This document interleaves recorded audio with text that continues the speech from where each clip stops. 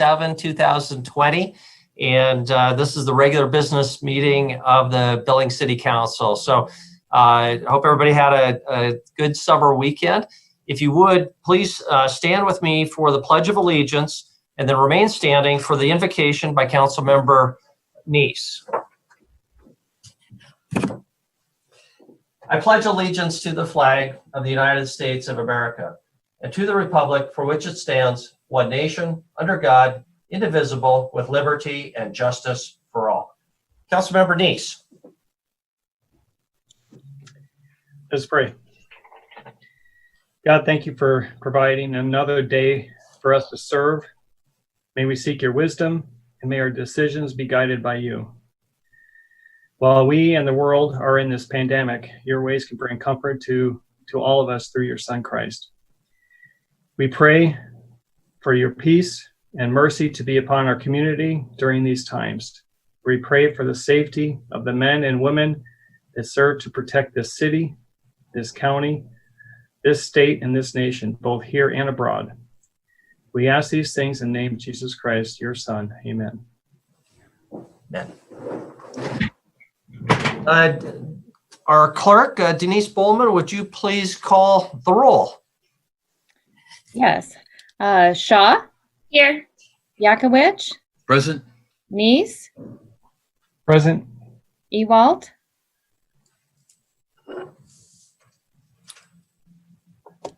Anybody seeing? Councilmember Ewald is muted, but he is here. Okay. Joy? Present.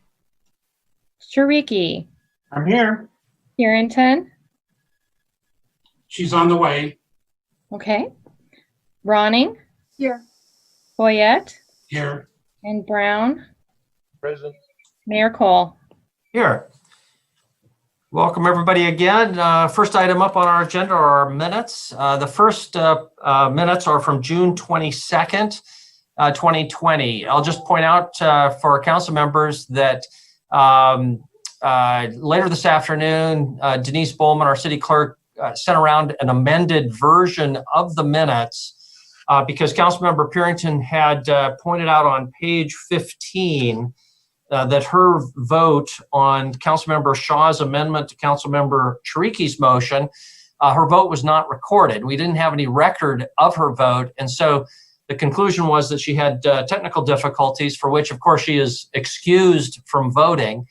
And so the new amended minutes have been corrected on page 15 in the second to the last paragraph to reflect that Councilmember Purington had technical difficulties during the vote and that she was excused from voting for that reason. With that commentary, do we have any other corrections, questions, comments, or motion pertaining to the June 22nd, 2020 minutes? Councilmember Neese? Make a motion, we approve the minutes on June 22nd as corrected. Thank you very much. And second by Councilmember Chiriki. Any discussion? Seeing none, all in favor of the motion for approval as corrected, please raise your hand. The motion passes unanimously. Those voting, just for the record, Councilmember Purington is not present yet because of her continued technical difficulties, but she's on her way to join Councilmember Boyette. Brings us then to item, the second minutes of July 13, 2020. Is there a motion or questions or corrections to July 13 minutes? Councilmember Joy. I move we approve the July 13, 2020 minutes. Thank you. Is there a second? Councilmember Boyette, I see. Any discussion? If not, all in favor of the motion, which is for approval, please raise your hand. Motion passes unanimously, again, in the absence of Councilmember Purington. Council courtesies. Do we have any council courtesies for us tonight? I'll begin by just pointing out many of us received an email from the Billings Chamber of Commerce as part of the Yellowstone County Economic Response Recovery Team. the chamber and the economic recovery team will be distributing masks to the community Wednesday, 2 days from now, July 29th. And if anybody these are free, and they'll be at 3 different locations: the Downtown Billings Alliance at 116 North 29th Street downtown, Farmers Insurance at 2646 Grand Avenue, and the Boot Hill Inn at the Heights, 242 East Airport Road. So for more information, I'm sure anyone can call Big Sky Economic Development or the Billings Chamber of Commerce. Other council courtesies, Councilmember Ronning. Thank you. I'd like to just invite everyone on council and whoever works for the city and the public to join us on Thursday, which is the United Nations World Day Against Trafficking in Persons. So those of us with the Yellowstone County Area Human Trafficking Task Force and End Exploitation Montana and Billings Montana Operation Underground Railroad are sponsoring an event that will be taking place from 5:30 to 6:30 p.m. this Thursday on the Yellowstone County Courthouse lawn, and we'll be walking 1 block. We're participating with cities all throughout the world. We encourage everyone to wear blue. Blue is the color of safety for victims of human trafficking. And of course, we're encouraging people to wear a mask and socially distance when you come, but we encourage you to come and participate in recognition of that day. So invite everyone to come. Thank you very much. Councilmember Brown and then Councilmember Ewald. I believe that Councilman Yakowicz was trying to raise his hand, but it looks like he lost his video. Okay, thank you very much. Councilmember Yakowicz, did you want to have a council courtesy? Thank you, Honor. My video is not working. I apologize for that. But just quickly, I wanted to thank Parks, Mr. Whitaker, and the staff for the Ponderosa playground. And Councilperson Joy and Councilperson Cherokee did a fine job saying words there. It was well done, and really an inspiration to see that investment in our parks. Thank you very much. Councilmember Yakowicz, because I will not be able to see you when you raise your hand, will remind me to get your vote audibly. And if you need to be recognized, hey, we can see you. So I think we're good. Okay. And then Councilmember Ewald. I was just going to tell you that Mike had a comment to make. Okay, thank you very much. Any other council courtesies? Okay, thank you very much. I'll move on then to proclamations. We do have a proclamation tonight. This is in recognition of Parks and Recreation Month.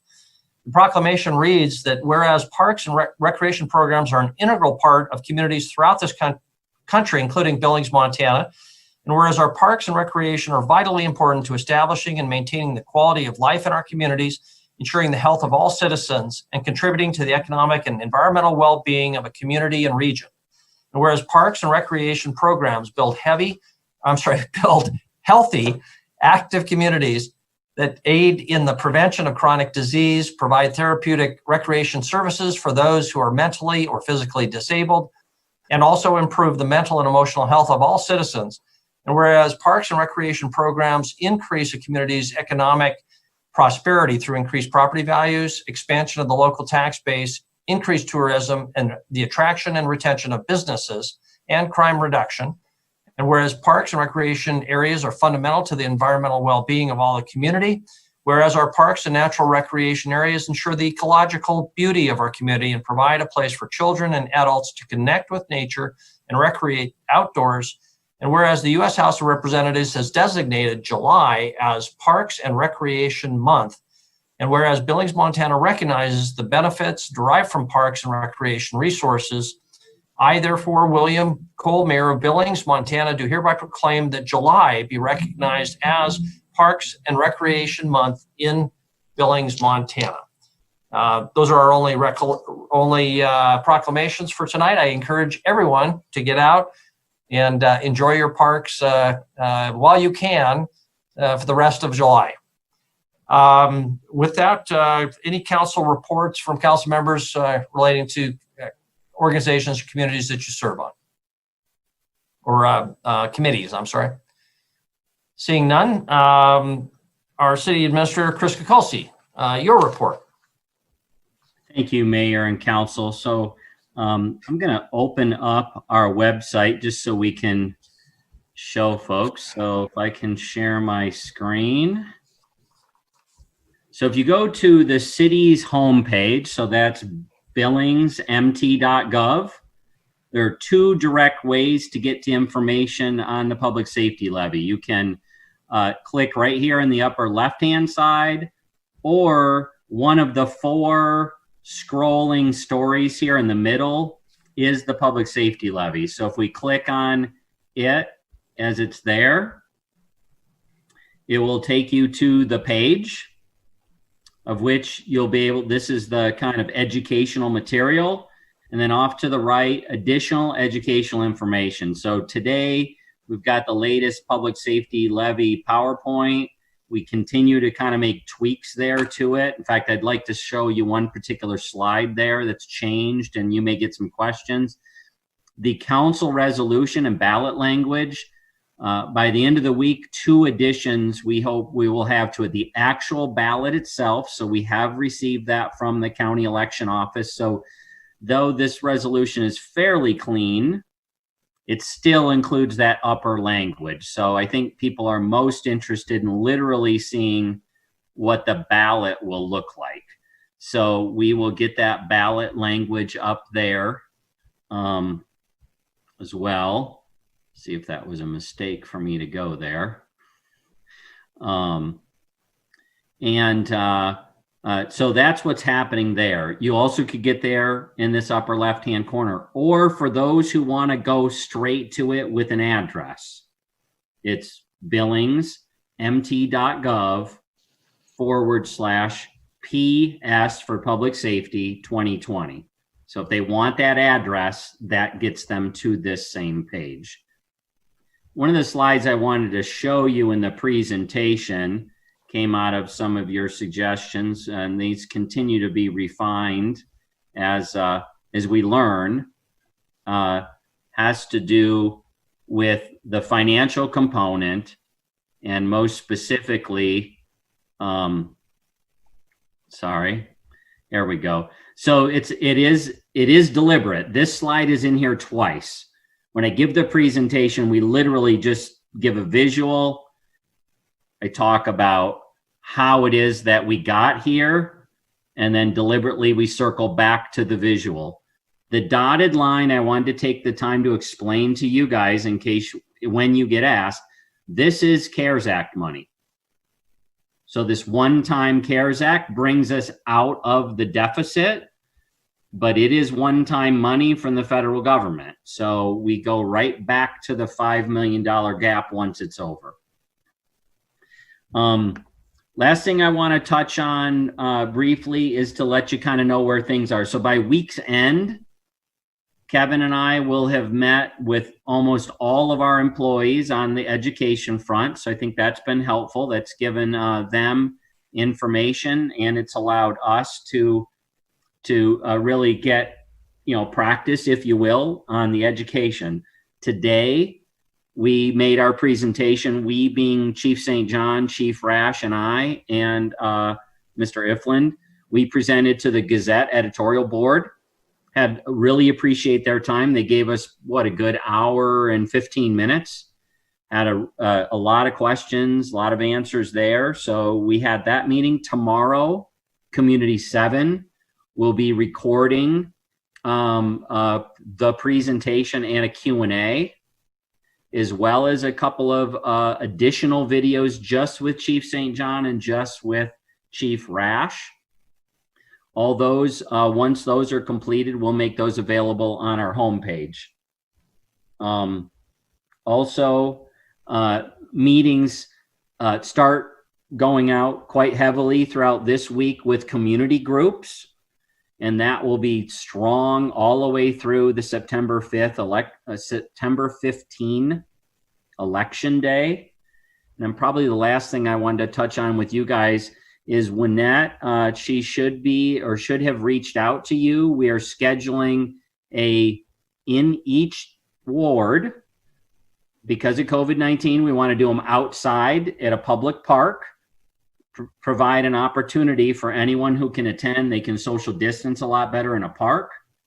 We'll give the presentation and answer questions in that format. So we're having to be a little different than your traditional method, but all those things are on the docket as we continue to work to educate our citizens so that they're well informed when they had to mail in their city mail-in ballot by September 15th. Happy to answer any questions. I'll stop sharing here so you can get the screen back. But that's kind of the latest on our education front. Thank you, Chris. Thank you for your efforts and staff's efforts as well. Are there any questions for Chris or staff? Councilmember Ronning. Thank you. Chris, I haven't received that email from Winnette, but are these meetings going to be varied where some may be during the day and some may be in the evening, or because I would imagine that it would be difficult for people that are working throughout the day to get to a meeting in a park? Thank you. Our presumption, maybe it's wrong, is that we'd have better luck in the evening because of work. So I think the difference would be if any of you say, hey, I'd really like one in my ward during the day, we will do that too. But she was looking for the evening hours to catch more residents. Okay, thank you. Any other questions for Chris? Councilmember Purington, and for the record, Councilmember Purington is with us. Welcome. And appreciate your efforts to join Councilmember Boyette. Councilmember Boyette, for making your computer screen available. Councilmember Purington. Thank you, and I apologize. I do. So, Chris, this is one thing that I have asked before is just in this, and I don't know that you use all of this PowerPoint for everything, is 3 times in here you listed that we're preparing for the 2021 public safety mill levy. And that hasn't been decided. It hasn't been approved. I mean, it's just, to me, that is a roadblock, if you will. Okay, I thought we had eliminated 2 of them and left it with 1. And I think the latest removes the year to say future levy. We've changed it since then.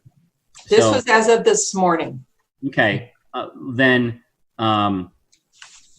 it may not have been updated on our website. So I will talk with IT as we continue to make tweaks that they update it.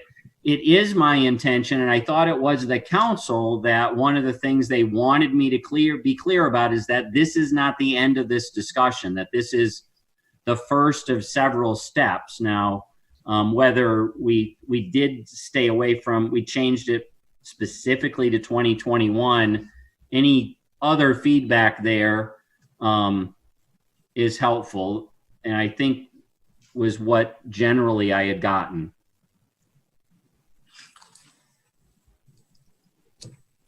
Councilor Barani? Thank you. Yeah, you're correct, Chris. I think we did make it crystal clear that this particular public safety mill levy only keeps things at a status quo. There is absolutely no doubt that it needs to be crystal clear to people that there will be another public safety mill levy in the very near future, and that should not be withheld information and should be very clear to them. So you're right, we did have that discussion. Yeah. And Chris, the only thing I would say to that is, although I think that's 99% accurate, Councilmember Purington is still correct. And until something has been approved, nothing has been approved. So I think that is a clear majority view. The exact timing and scope of that is up in the air. So if you have a way to soften the language while still being clear with people that that's a very real possibility, that's probably the sweet spot. Thanks. And our attempt to do that was to remove it from 3 times to 1 and remove the year for future levy in the last slide. Okay, thank you. Just follow up. That would be, I mean, that would be better, I think.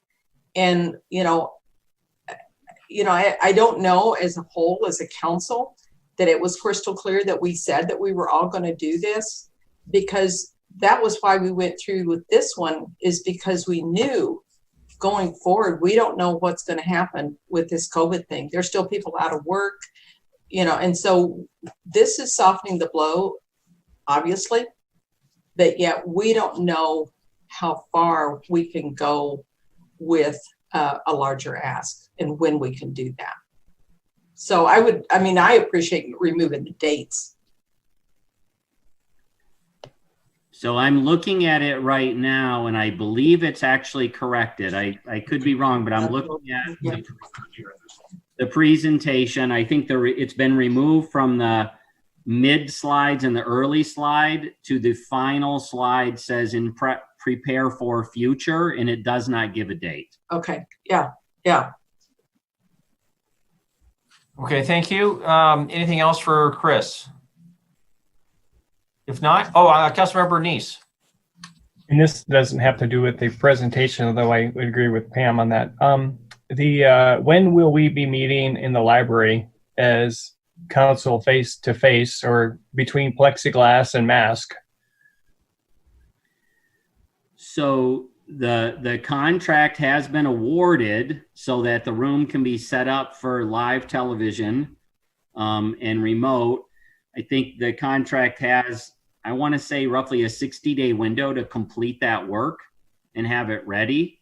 Now, that was just getting the room established. I would say in that time, if we want plexiglass and other things mobile, it would be helpful to know from the council how much effort do you want to put into getting back to live meetings beyond that television set up in that room. Mayor, as a quick follow-up. Please. Yeah, my opinion is I think we need to get as soon as possible. And if we need to do some type of contract exception, we've done those in the past in emergency cases where we can approve something to get it done. I think we should be meeting I thought we'd be in here by July. Here it is, the end of July, we're not there. So I would say if we can, let's get in there by the end of August so that we can get together and then public can meet safely and we can be together in one room.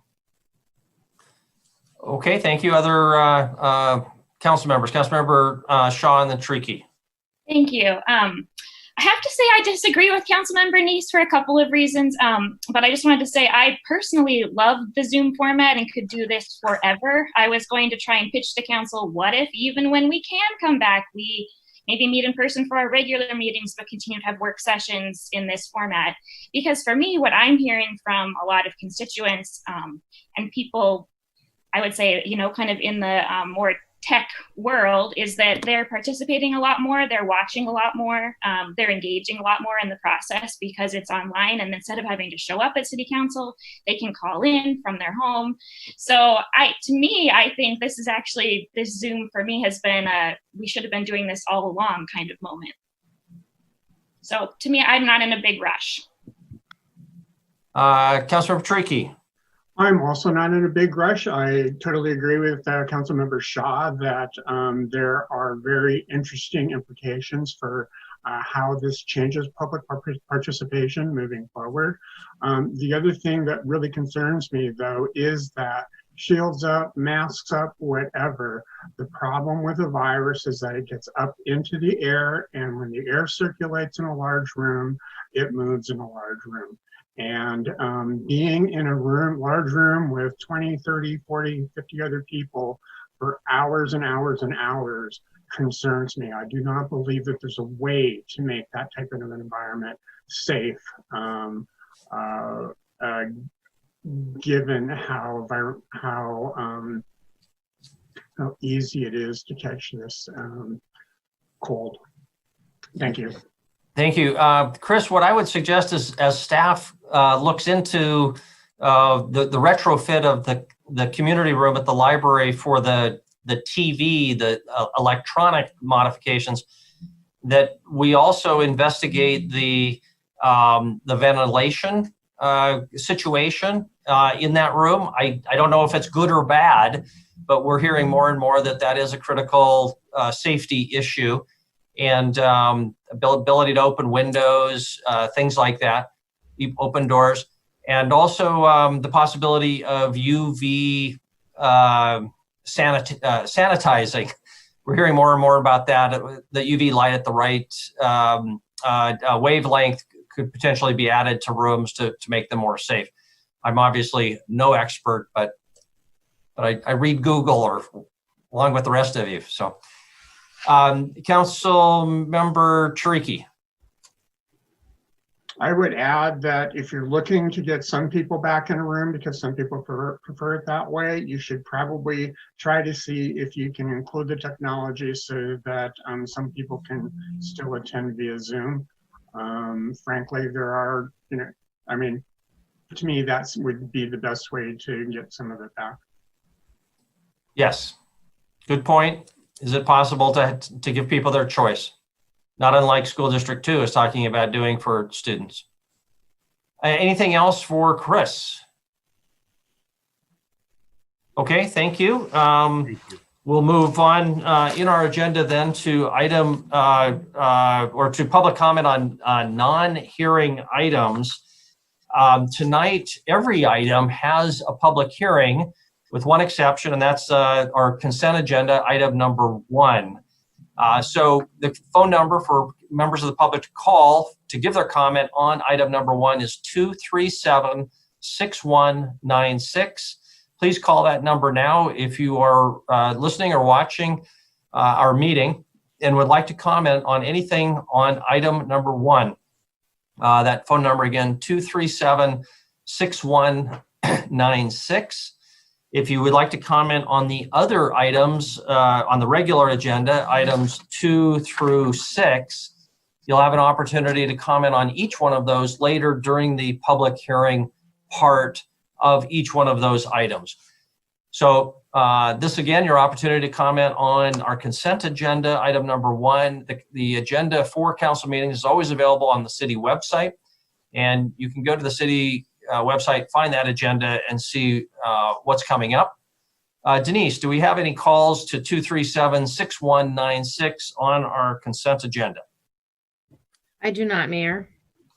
Okay, thank you very much. I think we've delayed enough. We'll close the public comment period. Just a minute, Mayor. Okay. We have one now. Hello, you've reached the public comment period for tonight's city council meeting. You'll have 3 minutes in which to give us your comment. If you have your television on, will you mute it now? And may I have your name and address, please? Tom Zerboen, 1747 Wicks Lane. Okay, Tom, go ahead. On the consent agenda, under bills and payroll, June 29th. On page 6, there's 4 invoices from Moulton Bellingham. Looking at the invoices, the total on the invoices does not match the amount under bills and payroll. Kind of strange. I wonder how many other invoices the total is different than what's on bills and payroll. Then inspecting the invoices, several line items are exactly the same on multiple invoices. Kind of looks like double billing. The item is the same, the time is the same, the dollars is the same. Well, an easy explanation was Moulton Bellingham split their time between 2 cases that had similarity. Except when we get to the end, there's expenses. Similar expenses are not split between cases, they all appear on one case. Again, similarities don't follow through. What's the explanation for the discrepancies? Thank you. Thank you, Tom. Thank you, Tom. City Administrator, I assume you can follow up with that and maybe contact Tom if you need more specifics once somebody looks at that more closely.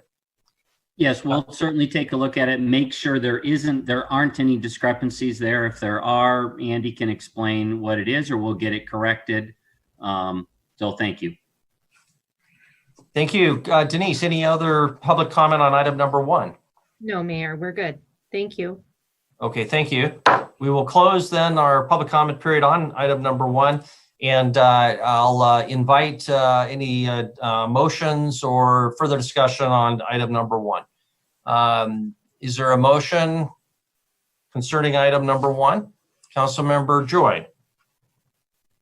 Thank you, Mayor and Council. I move we approve consent agenda items, all those that may have been removed, separated. I apologize, Councilmember Joy. I'm really getting ahead of myself. I didn't even ask for a separation, so it's premature to have a motion. Just anxious to get you out of here as quickly as possible. Do we have separations? I know we have one probably on bills. Do we have any others or any separations at all on our consent agenda? Councilmember Brown. I just need to abstain from item 1E2. Item 1E2, bills for June 29, 2020. Thank you very much. Any other separations? If not, we'll ask Councilmember Joy if you would like to make your motion. I move to approve the items of the consent agenda as submitted with the exception of items moved for separation. Thank you very much. Councilmember Shaw is indicating a second. Discussion on the motion. I'll just, Councilmember Ewald. Thank you, Mayor. I got a question on 1B as in boy. The professional contract services. Now, is this one a total, complete, start to finish job service contract, or is it going to be like the water reservoirs and the water plant where every month we get another addition onto it, which ends up being more than the last one? Thank you very much. Maybe city engineer can comment whether this includes design and construction administration and soup to nuts, or whether there'll be other contracts coming. Councilmember or City Administrator Debbie Melling. Thanks for the promotion. That was awesome. I think that's a demotion. I apologize. Yes, this is the whole thing. We originally thought about just putting in a study so that we knew exactly what we would design, but we decided we knew enough about it and what the alternatives were going to be that we did the whole contract in one. So this should be everything we see through construction. Thank you very much. Thank you. Thanks. Other questions for staff? I'll just begin with a commentary on item. We have 2 donations on our agenda tonight. Item 1C, which is from Phillips 66 to the fire department for a standby generator valued at $20,000. So those are funds that are not coming from our city's taxpayers. So thank you very much, Phillips 66. We appreciate that.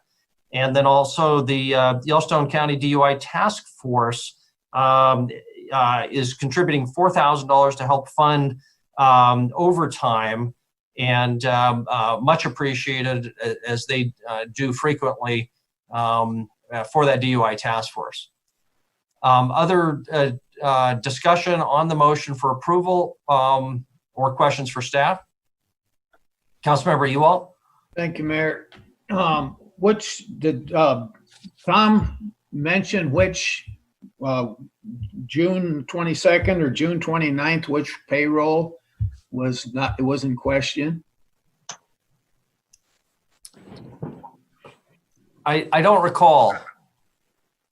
Mayor and Council, was June 29th. It was June 29th. Okay, so should we really approve it until this has been checked into, or if we don't approve it, people won't get paid, or how's that work? So if there's any doubling or any error, I have absolute confidence that if we won't pay it, or if we will, we'll get refunded by Moulton Bellingham. We have a long-term professional relationship between the two of us. So I would ask for you to approve, and we confirm and make sure that there aren't any double bills or anything there that isn't appropriate. Chris, would you have any problem with our approving of all other bills besides the Bolton bill but the Moulton bill on condition that staff is confident with its correctness. I don't have a problem, Mayor, but it looks like Brent has jumped on and he may have some answers. I suspect he's got clarity to any question anyone has. Okay, let's hear from Brent, and then Councilmember Ronning has a commentary here too, would like to weigh in. So Councilmember, I'd Brent like to Brooks. call point of order. Councilmember Neese.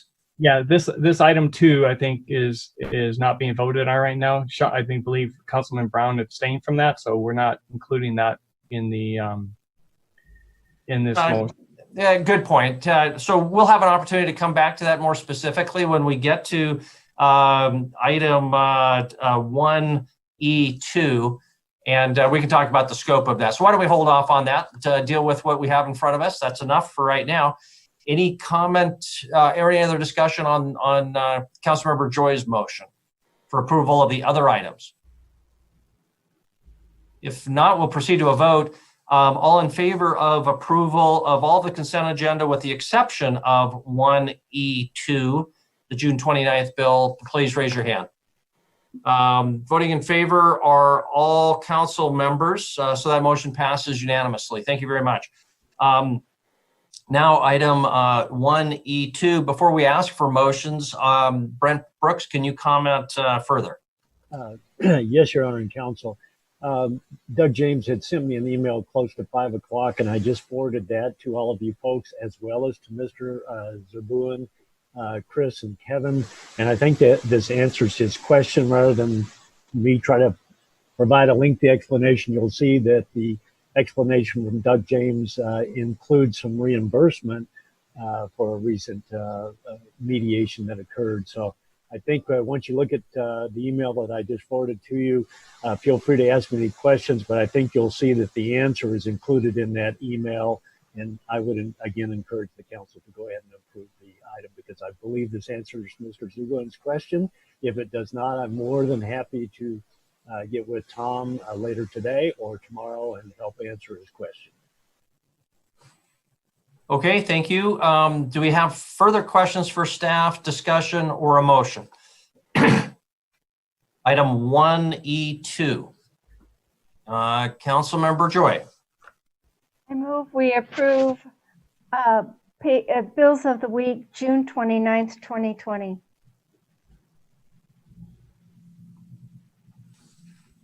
Okay, second, Councilmember Boyette, I see. Thank you very much. Councilmember Ronning, you had your hand up earlier. Did you want to weigh in on anything that is still? I was just going to say that Brent had forwarded an email from Doug James. It's super simple, just 2 small paragraphs. It gives a complete explanation of Tom's question. Okay, thank you very much. Further discussion on the motion. The only thing I would say is, Chris, and Brent, since I haven't read that and I don't know if that addresses Tom's concerns or not, my understanding is that you won't pay this unless you're really sure that the bills are all appropriate and proper. Absolutely.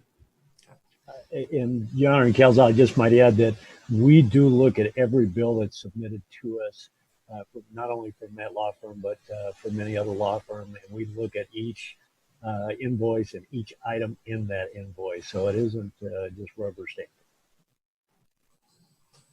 Okay, thank you very much. Any further discussion on the motion? If not, all in favor of the motion, which is in favor of item 1E2, at least with that understanding that we just discussed, please raise your hand.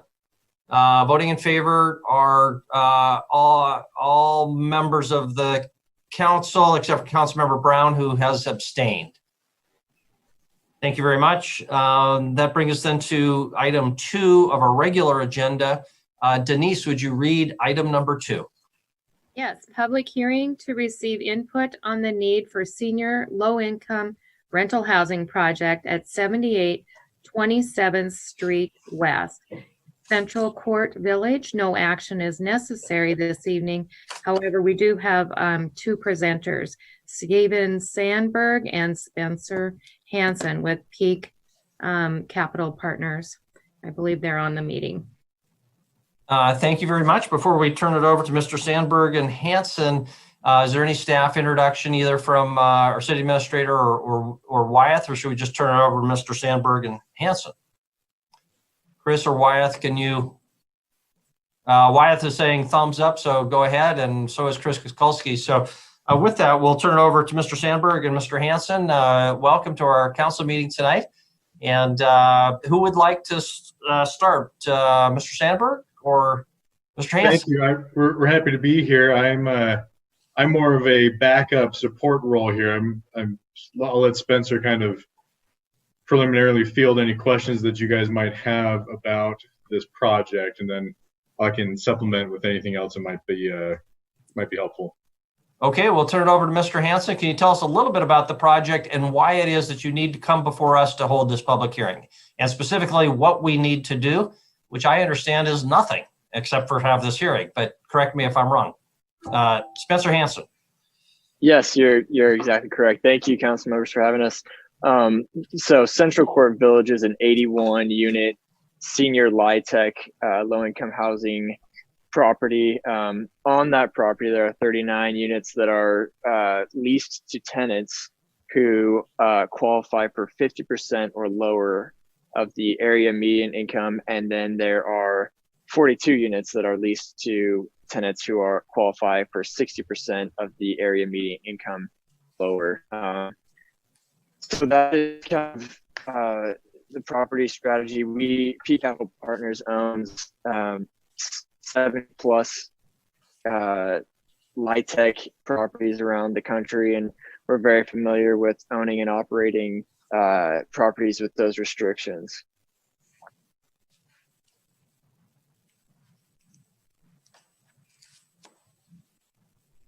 So that is kind of the essence of it. As you mentioned, Mayor, that it is kind of a perfunctory process of going through the motion of being presented for the city council and public hearing. So I'm happy to, if there are any specific questions, happy to answer those. Otherwise, I think that probably sums up our participation. Okay, here. and I'm going to hand it to Councilmember Brown, who has a question, but just as an introduction, what is it is it an item of federal law that in order for the, in order to qualify, that you have to have the, this hearing? Is this requirement coming from federal law? This is actually a state law for getting approved for an abatement of property taxes at this location. So the state requires this process under their abatement regulation. Okay, thank you very much. Clarifying that, Councilmember Brown? Yeah, I guess I'm still a little confused. What's the purpose of this? Are you guys just checking off a box, and as long as you showed up and we don't throw a fit and say we won't support you or whatever? I mean, I don't get it. It is just checking off the box for the state Department of Revenue's process of following the regulation under the state code. So it's just inform us that you exist?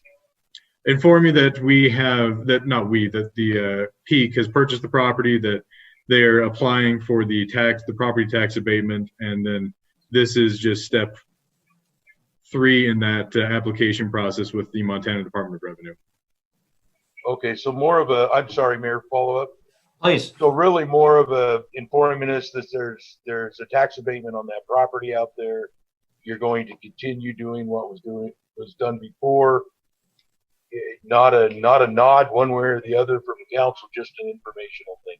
Yeah, it's the statute. I can't remember the site here. I apologize for that, but it does just require there be a public hearing held with the city council. So that's the property has been owned and operated under the low income housing tax credit land use restriction agreement. So that's been in place for years. The property was just recently purchased. Was it in May, Spencer? I think it was acquired back in May. Spencer, we don't see his video, but Spencer, if you're still with us, feel free to chime in. We're not seeing you or hearing you. Yeah, it was So either there- required at the end of May or beginning of June, and then we're just going through this step-by-step process pursuant to the Montana code or statute. One more follow-up, and I promise I'll shut up. That's okay. So oh, go ahead. realistically, you're before us because of because of an ownership change. Just Well, notify. it's actually because they're applying for the tax abatement. The ownership change in and of itself wouldn't have required this public hearing. It's just for the application for the tax abatement. Okay, I'm with you now. Okay, thank you. So Steve, when you're referring to a tax abatement, we have a tax abatement program under state law when you generate a certain number of jobs, that sort of thing. Is that what you're referring to? Or are you talking about just as a nonprofit organization for being completely exempt from property tax? In which case, the question is, how is it taxed now? Is it on the tax rolls? And this is going to be a negative impact on our tax base, or is it already tax exempt? I don't think this one is already tax exempt. I don't recall, but it's for low-income housing properties that are partnered, that are co-managed with a nonprofit partner. They qualify under state law for the property tax abatement. Okay, thank you. And if any staff members want to weigh in, always feel free, of course. Councilmember Neese. Thank you, Mayor. And since the tax abatement was mentioned, how much of the tax abatement is affecting the city's taxes, or is that currently being abated now where we're not getting the money? I honestly don't know what the amount would be if it's currently on the tax roll, or how much will be abated. I don't have that information. Quick follow-up, Mayor. Please. I suppose if this is coming for a public hearing, then this is the kind of information that I would expect to hear from, for the public to know how much it's costing taxpayers. So we can't really do anything other than hear it, but I guess I'll express my disappointment that we don't have information for the public to know what this program is doing for us. So it does seem like you kind of checked off a box because the state law said to, but if this has to come back to us, I would hope we'd have some information, or maybe you can bring it back in email to us to let us know how much, or if anything, this is costing the city taxpayers. I'm all for the public housing if it can help some of the affordable housing in that, but we need to see how the dollars are spent better, or if they're spent at all. So staff members, I don't know whether Wyeth or Chris, you have any more information for us? If so, it's all yours if you want to chime in. So Wyeth could maybe, or our public housing side, typically an abatement requires a capital investment at the front end that doesn't exist prior to the investment. So Wyeth, is this different than the industrial or commercial abatement program the state has? Councilmember, yeah, Mayor and Council and Chris, I can't tell you exactly. I'm not as familiar with this process. My understanding was with the change in ownership and then the continuation of the low-income program and the use of the property for low-income housing that they had, that was part of what was generating the hearing, was to continue that and to continue to have that benefit as Stephen is talking about. So I don't have enough familiarity with the details to tell you beyond that. Councilmember Trickey. Just reading through the background information, it says that it basically says that this is a continuation, and that the continuation ends in December 31st, 2050. So my reading of that is that this has been going on since the project was originally built in 2000, and this is just a change of ownership. Chris Kukulski. So Mayor and Council, so I think it is fairly consistent conceptually, and that is the abatement came at the time of the investment. And in theory, the thought is if you are willing to grant the abatement, yes, it is, you've given up something if you didn't grant the abatement, but all of it is further investment. So typically the argument is Without the abatement, we won't make the investment. So you don't want 50% of something or 100% of nothing for the investment. In this case, the affordable housing component typically ends up being the community and enhanced community benefit. So yes, it's accurate that the taxpayers, or our bottom line back when it was originally approved, is less than it would have been had there been no abatement. But it's also the case, had they not been willing to make the investment, we wouldn't be getting an increase at all. So thank you. Okay. The reality is we don't have to make any choice here, but we don't really know exactly why we're here. Councilmember Brown? So Chris, are you saying that we could deny an abatement through the city on this? I mean, I'm not saying I want to, I don't fully understand why this is coming before us if there's nothing at all for us to even hear. I apologize if I may interject. It's Montana Code section 15-6-221. If anybody wants to look that up, it's an exemption for rental housing, providing affordable housing to lower income tenants. So it's a state process, not a city, but the state statute that I just cited, as part of the application process, like I mentioned earlier, requires that we go through this process of having this public hearing just to make I guess the city council aware of the fact that we're applying for this, and then the State Department of Revenue is one who approves it or denies it. Okay. Well, I for one okay. best of luck. I mean, honestly, I'm confused, I guess. Yeah, it does seem like something that we should know better about what's going on. I've been out to the facility on something else recently. It's a great facility. Councilmember Ronnie? Thank you. The only thing I really wanted to add is just to let the public know, because we do get this question quite a bit, that this is about senior low-income housing. And if I'm understanding correctly, and in the information that we were provided, and this is absolutely a need in our community.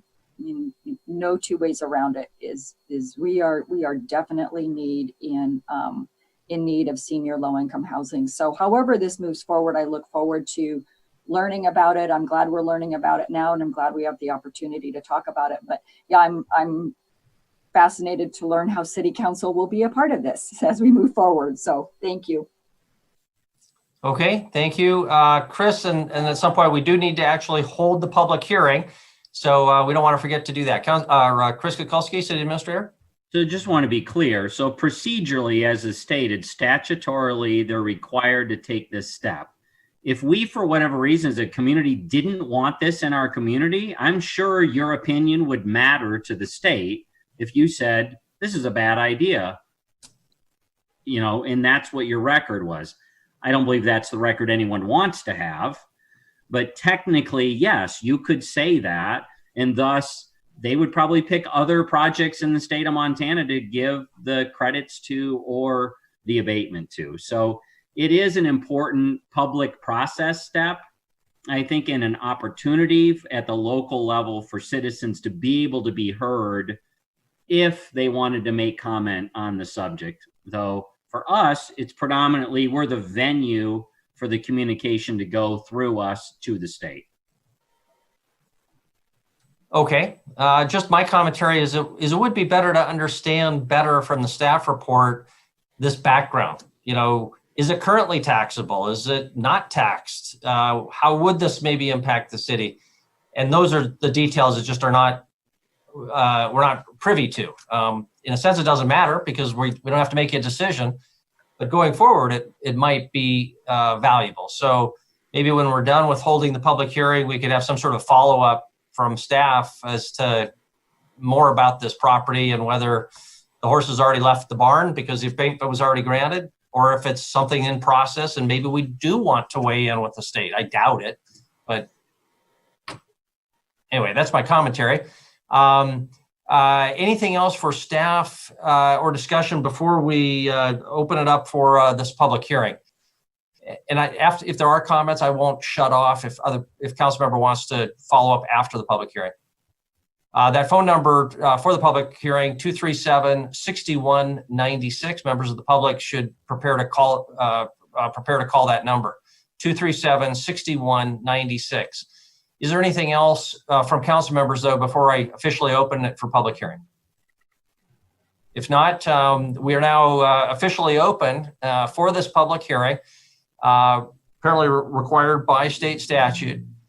That phone number again, 237-6196. That's a Montana number. So area code 406-237-6196.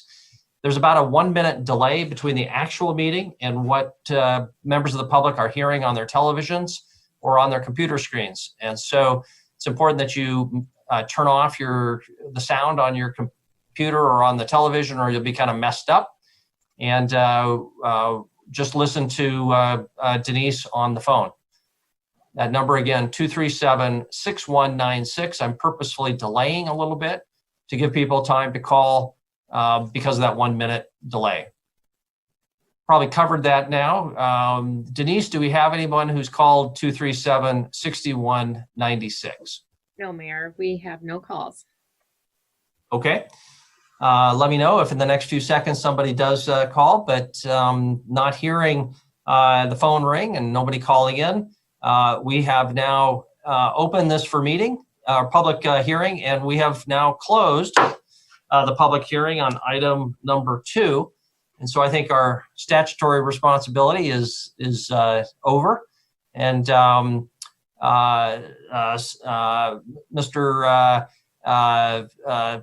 Hanson and Sandberg, thank you for being with us.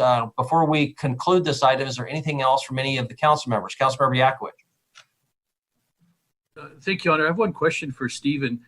Did he do any public notice around the area? I did not. We had local council in Montana that had they published some notice. I wasn't as involved on that side of things, though. All right, Your Honor, just follow up. Please. It seems like if they're looking for public comment, that they could ask the neighbors around there to let them know about it. So I'm going to reiterate what you said. It's kind of awkward talking about this when we are not as informed. And so I hope we can avoid that. Thank you. Thank you very much. Councilmember Bernice? Thank you, Mayor. I guess the other question I would have is, because it is an ownership change, and right now, Mayor, you've been out there. I have not been to this location to see it. You say it's pretty nice. What happens if the new owner doesn't care for it? Is there any recourse the council can do to help these residents with the new owner not taking care of it, or is this just all up to the state? Even if you can answer that. Okay, yeah, I don't know the answer to that. I doubt there's a lot the city could do, but Stephen Sandberg, do you want to comment? So the property's restrictions are based on the Montana Board of Housing. That's the land use restriction agreement that's in place with the Montana Board of Housing, and that is where all the requirements come in for rent restrictions and maintenance and things like that. But I can say Peak, our client, Peak Capital Partners, has maintained and operated, like Spencer mentioned. I think it's in the pamphlet there too, some 12,000 low-income housing properties across the country, and they're well versed and adept at managing these kinds of facilities. Okay, I thank you very much for your answer. I just want to make sure we're still providing quality senior low-income housing. Thanks. Okay, thank you very much. Anything else before we move on to item number 2? Or I'm sorry, item number 3. If not, Stephen, Spencer, thank you for joining us tonight, and stay safe. All right, thank you. Okay, thank you very much. We'll move on then to item number 3. Denise, would you read item number 3? Public hearing and resolution for annexation 20-02, a property located at 1053 Lincoln Lane. Propriedad LLC as the petitioner. Staff recommends conditional approval. Action this evening, approval or disapproval of staff recommendation. Thank you very much. I think we have a staff presentation from Monica Plecker, our Planning Division Manager, unless Wyeth or Chris has something else before us. Then we'll just turn it over to Monica. It's all yours. Great, thank you. So I have a brief presentation that I'll just go ahead and pull up on the screen.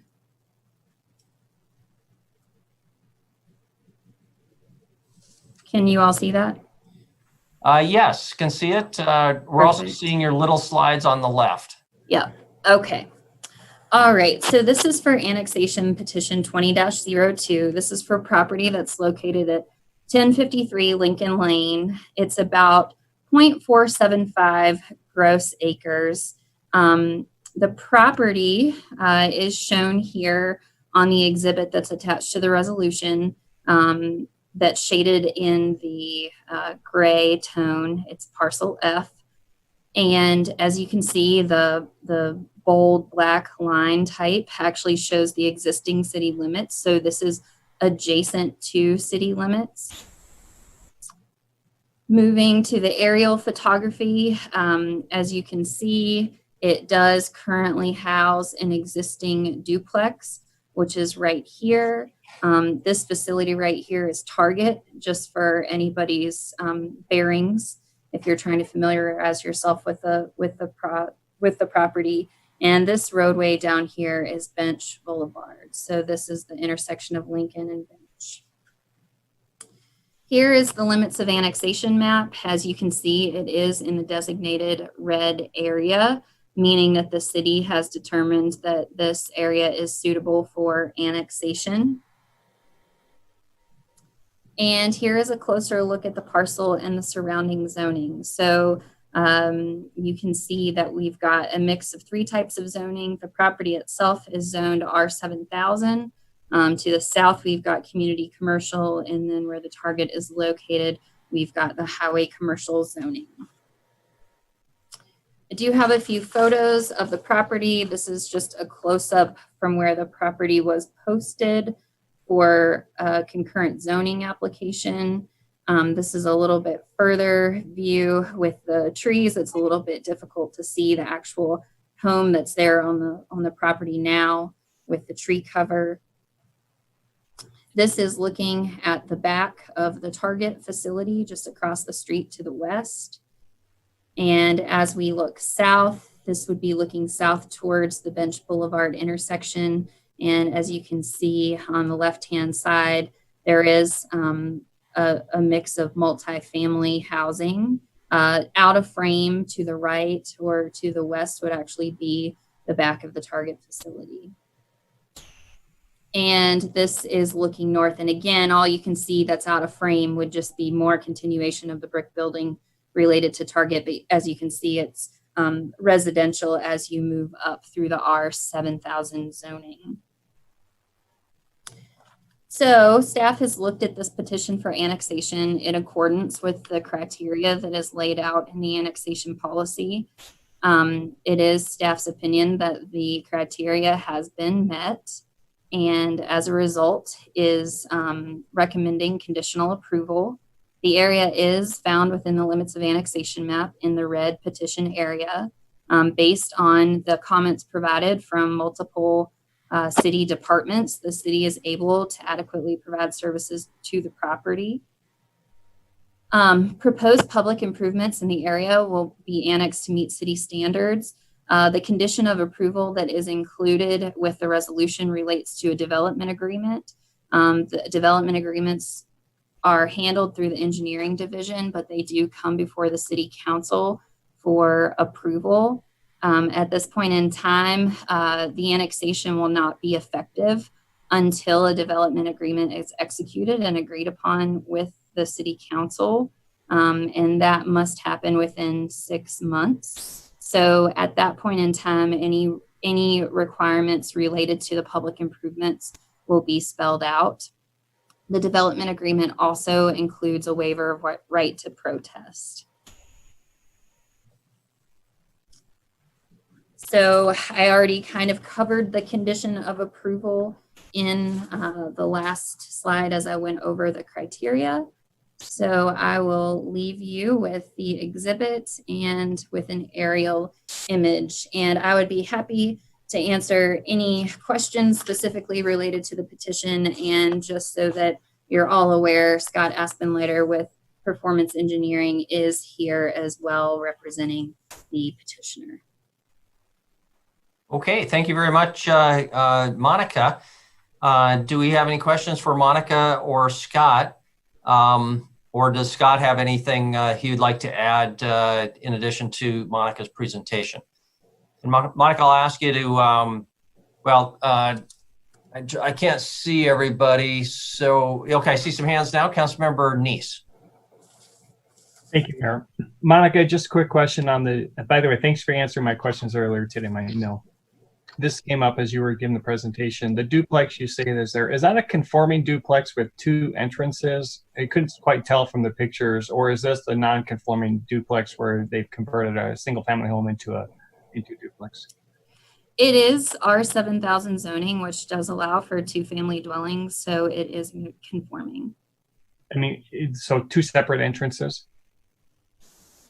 Whether it has 2 separate entrances, I'm not, I guess I do not know that information offhand. I could certainly follow up with an email clarifying that for you. All right, thank you. Councilmember Ewald.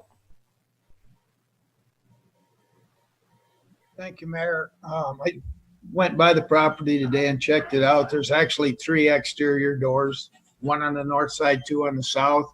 So I'm not sure if they are separate entrances or just that many doors to the property. But I have a question for Monica. Is they are not being served by city sewer right now? Is that right?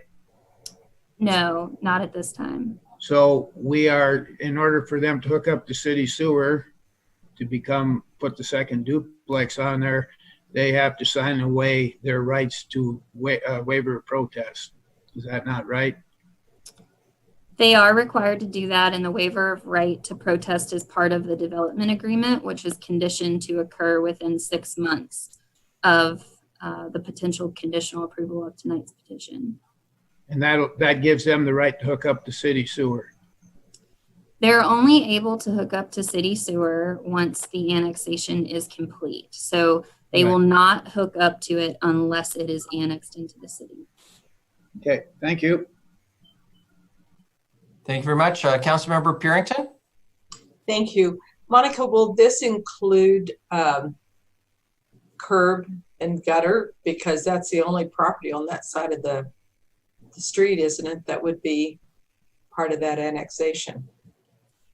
Typically, when you have a property that's in the middle of a street that doesn't have those type of improvements, they're not required to be made because it can actually create safety concerns and hazards when you don't have a complete road alignment. The development agreement does handle public improvements and would spell out when or what triggers, whether it be an SID or however that would get constructed.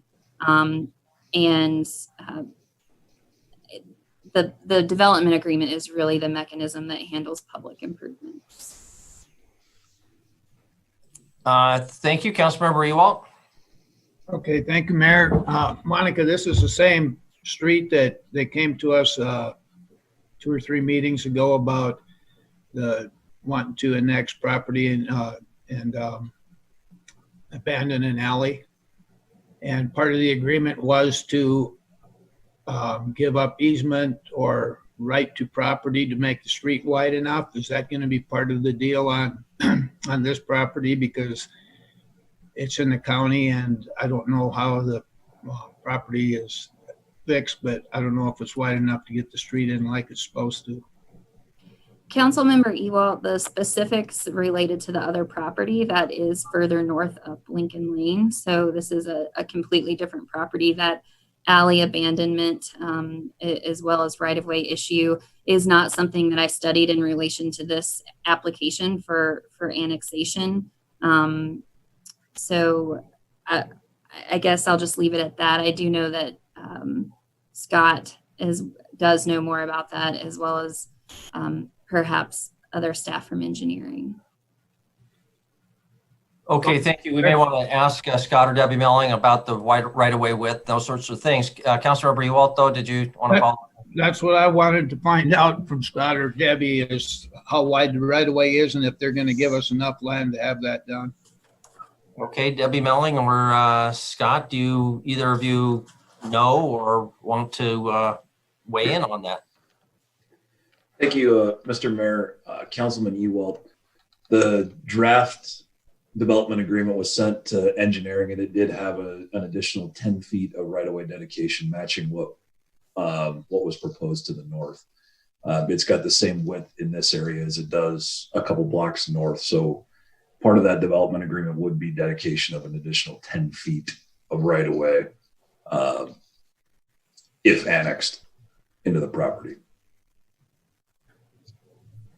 Okay, thank you very much. Further questions for staff? Councilmember Yakovich? Thank you, Honor Council. I know that we've been annexing portions of this for the last couple of years on Lincoln Lane. And I guess I just want to be clear that there hasn't been a lot of infrastructure done on that street yet. But in the past, we've asked them, is it now or again during development, that they're required to put money into the Lincoln Lane once it's reaches a certain point of annexation? That makes sense? Council, Or Monica? Yeah. Monica? yes, sorry, I was thinking.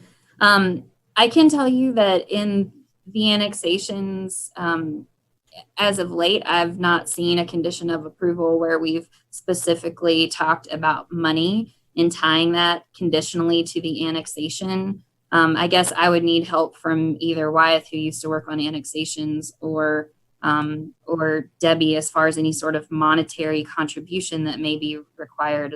That's not something I'm aware of. Wyeth, you turned on your video. Would you like to comment? Well, I'll defer. Debbie's come on, so I'll let her speak. She can address it. Okay, City Engineer Debbie Melling. Yes, thank you. So when they do develop, we have the option of taking cash for the improvements. We have the option of having them sign a waiver for an SID, or we have the option of making them do the improvements. In this particular case, we're looking at whether the improvements can be made. The more of these annexations that we get, the better chance we'll have of Lincoln ever developing. Right now, the fact that it's half county and half city makes it really hard to run an SID. So more of these annexations actually do help us get closer to being able to do the infrastructure. Hey, Debbie, while we've got you, since it does make sense as adjacent property, are we just being reactive and waiting for people to come in to have their annexation petitions? Or are we being more proactive, knocking on doors and trying to organize a larger scale, more efficient series of annexations? You know, from our from engineering, we've been out several times to Lincoln to talk about improvements and a possible city-county connection. And most of the people that are on the county properties on Lincoln are happy to be in the county. They've definitely conveyed that they don't want to be part of the city. So we have had conversations, not directly going out and trying to basically get people to annex, but in the conversations we've had about improvements, it hasn't lent itself to annexations. Okay, thank you very much. Any other questions for staff? Councilmember Yakovich.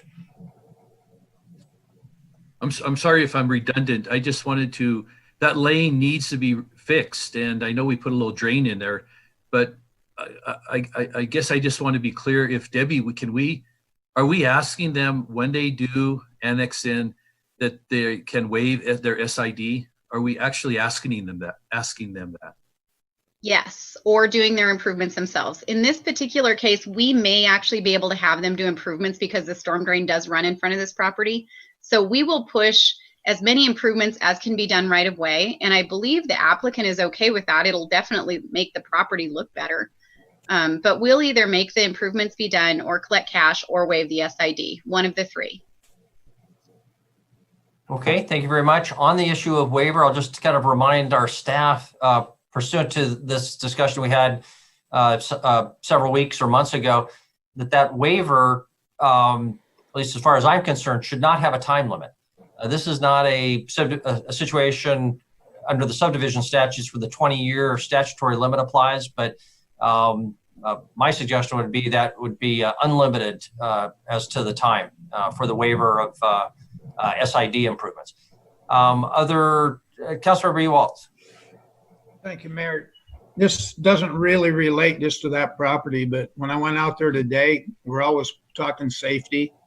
And when you dial 911 and you expect a fire truck or a police officer to show up, the property next door, the address is 400 and something Lincoln Lane. And the next one is 400 and something Lincoln Lane, and this is 1053. So maybe we should be checking in and finding out if something can be done about the addressing on Lincoln Lane, just for safety reasons.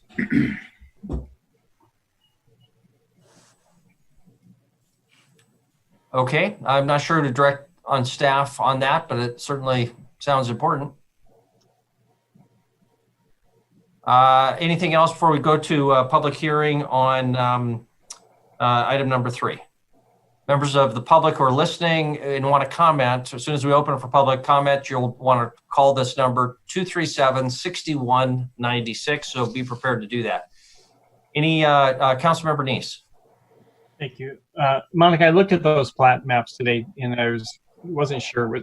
Is there a sewer line running up Lincoln Lane now that they would just connect to at the street, or does it have to extend from that area that's annexed to the city just south of there? Sorry, I need to read through my staff report for the sewer. The comments that were provided by Public Works state that the property will be served by an existing sanitary sewer line that is located within Lincoln Lane. Okay, so would there be any, I'm sorry, Mayor, quick follow-up on that then? Please. Will there be any recoup of the cost to put that sewer in along, through that property when they come in, when we annex them in? And maybe that's better answered by Debbie. I see her came in on screen. Yeah, this is one of the same situations that we talked about addressing in our new rules and regs. This particular line was put in 1979. So it's quite a bit older than what we're looking at for a window for those reimbursements. Not to say we won't go back that far, but this is pretty old. I'm not sure we would go back in this case. Okay, thank you. Okay, thank you very much. Anybody else before we open up for public hearing? If not, we will now open public hearing on item number 3, annexation 2002, property located at 1053 Lincoln Lane. If you're a member of the public, please call that number 237-6196. If you would like to be heard, we'll give you 3 minutes and ask that you state your name and address. The number again, 237-6196. A reminder that because our actual meeting is ahead of what you're hearing on your television or on your computer, you'll need to turn off the sound on that, or you'll be hearing things behind the actual meeting. Just listen to our clerk on the phone if you call 237-6196. Denise Bowman, do we have anybody who's called 237-6196? No, Mayor, I have no calls. Okay. I'm going to close our public hearing then on item number 3 and open it up for further discussion or motions. Councilmember Yakovich. Your Honor, I make a motion that we approve public hearing and resolution for annexation 20-02. Thank you, and that's consistent with the staff recommendation. And a second by Councilmember Boyette. Further discussion or any discussion now on the motion for approval consistent with the staff recommendation. Is there any discussion? Councilmember Yakovich. I just want to thank Debbie and all the staff that just being diligent on that street, that we can at some point really resolve that. Lincoln Lane became Lincoln Lake for a while, and thanks to Mr. Mumford and Debbie and others, they did put a drain there. But it is one of those roads that would really be great to take care of. And so thank you for working on that and making sure that when we annex in, that will have some ownership there to take care of that. Thank you very much.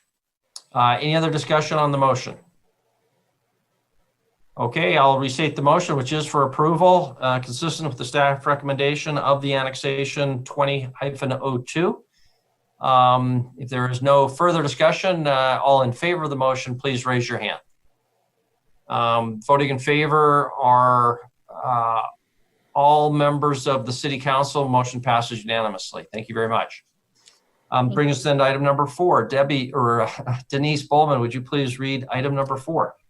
Public hearing and first reading ordinance for zone change 978, a zone change from entryway light industrial to highway commercial on a parcel of land located in Montana Sapphire subdivision to facilitate the construction of a new apartment complex located at 4160 King Avenue West. Montana Sapphire LLC owner, performance engineering agent.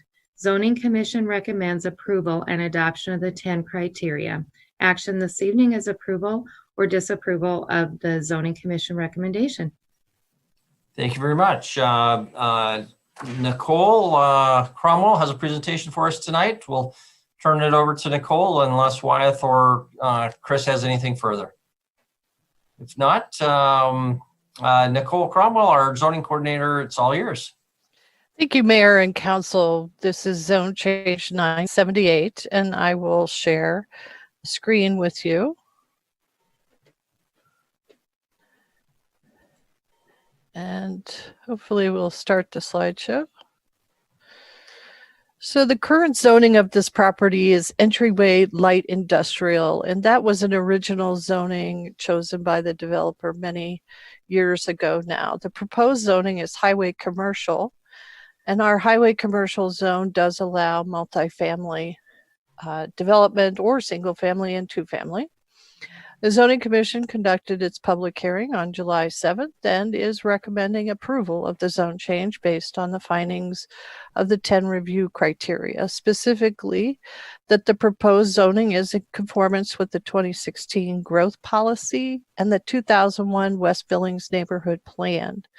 It allows a developing mixed-use neighborhood with access to transportation options, open space, housing, and employment opportunities to continue its development. There are existing city services in the area that can accommodate the proposed use.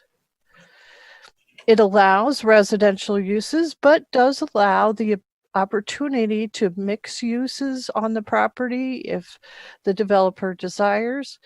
Also, if this particular developer or development falls through, they could market the property for commercial uses that would be compatible with the remaining entryway light industrial land. The proposed development is similar to the Long Beach Apartments to the south and west and the Hoop Dreams Apartments to the west of 44th Street. And it is directly adjacent to Affinity and Billings, which are age-restricted apartments.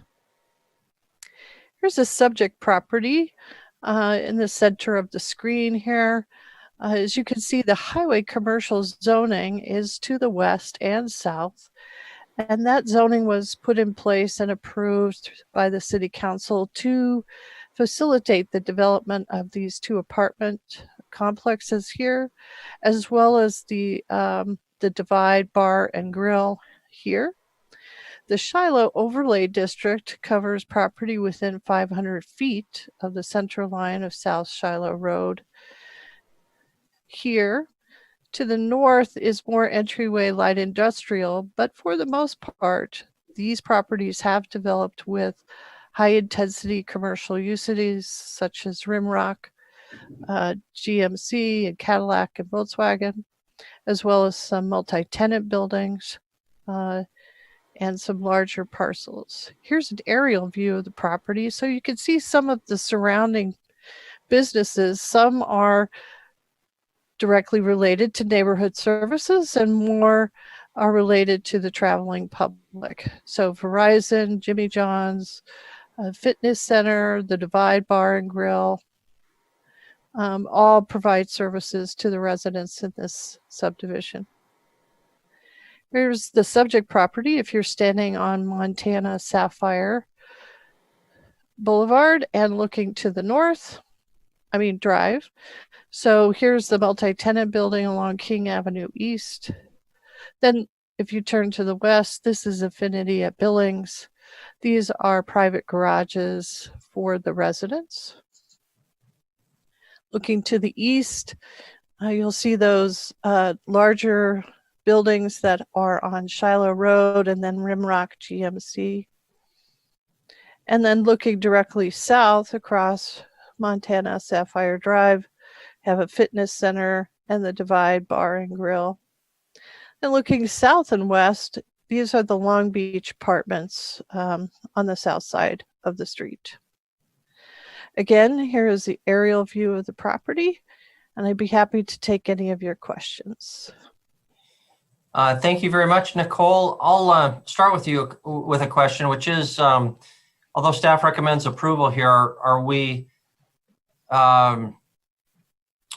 missing an opportunity to promote or require commercial development by helping this move to a residential type of development?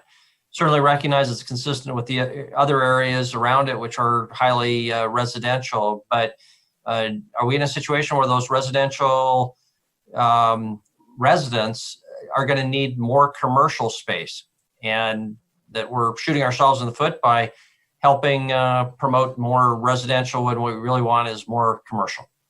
As a planner, what do you think about that question? Well, as a planner, I believe that a mixture of uses, the residents support the businesses that are in the immediate area. This is really quite a becoming a complete neighborhood. In other words, there's transportation options. A bus route runs directly through the subdivision. There's the multi-use trail on the west side of Shiloh Road, or Shiloh Crossing. All of those amenities and retail options over there are quite developed, and allowing more housing options within this area can be good to support the sustainability of those businesses. So I don't think that we're making an error here. It is a highway commercial zone. So for example, the developer gets halfway through with the apartment development and wins the lottery. The remaining portion of the property is still available for either further multifamily development or a mixed use on part of the property. Okay, thank you. Other questions for Nicole or other staff? Councilmember Neese. Thank you, Mayor. Nicole, just a question regarding I think south of that was the Divide Bar and Grill. Is that also a casino or a bar? How much with the new recode distance will need to be between there and the residents across the street once they're in? And what kind of spacing needs to be there? Right. Well, the proposed zoning is highway commercial.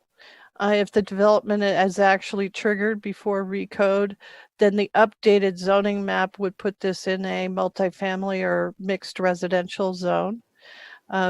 350 feet between the outside of the building to the property line of the residential zone is what we're proposing for any location that has a large casino. In other words, it has more than 9 gaming machines on the property.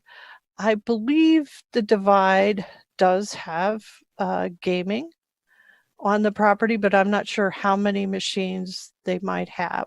So we'd have to make that determination. I haven't measured from the Divide building to the property line. It might be close because the Divide does kind of set far back on their lot to get more of a view of the Shiloh Conservation Area from their back patio. Okay, just a quick follow-up, Mayor. Please. So then if we change this to community commercial and they can put in their housing development similar to what's down the road, will they will they be prevented from developing their housing within that 350-foot distance, or can they build it to their property line and then divide then is stuck to where they can't, if they ever tried to change or move, they're now out of compliance, which will prevent them. How's that rule get applied? Put it that way, the donut rule. Well, the rule applies to the use that's restricted, not to the use that's allowed. So if that rule is approved by the city council as part of the recode, then all places that have gaming or bars that are within the required separation distance would become legally non-conforming to that requirement. And then their expansion of their business would be restricted under the rules for non-conforming uses. Okay. And Mayor, if you don't mind, one last question. Yeah, go ahead, Councilmember Neese, and we'll give Scott an opportunity to weigh in here too. Go ahead, Councilmember Neese. So this is being changed to highway commercial, correct? So and you're going to build apartment complexes. Why wouldn't they change it to what they're more intended, what the use they want to be, as far as, I don't know, what you said it was RMF or some other multi or high density residential. Why wouldn't they change that or come to you with a planned development to say, well, we want to develop this apartments here, we want to do some mixed use here. It seems to be kind of open-ended just to throw it into highway commercial, because that means they can also put in a lot more casinos in there if they don't do residential. Well, the planning staff and the zoning commission don't get to choose. We have to take the application as submitted. The other two properties and the general way that this has happened in this subdivision under the current zoning regulations is by choosing the highway commercial. So as I said earlier, for an example, the sale has not been completed. So if the sale falls through, then the owner probably doesn't want to have a multifamily zone district that now he can only market it for that purpose. He has a highway commercial zone so that he could market it for multifamily or for commercial uses. Okay, thank you. Okay.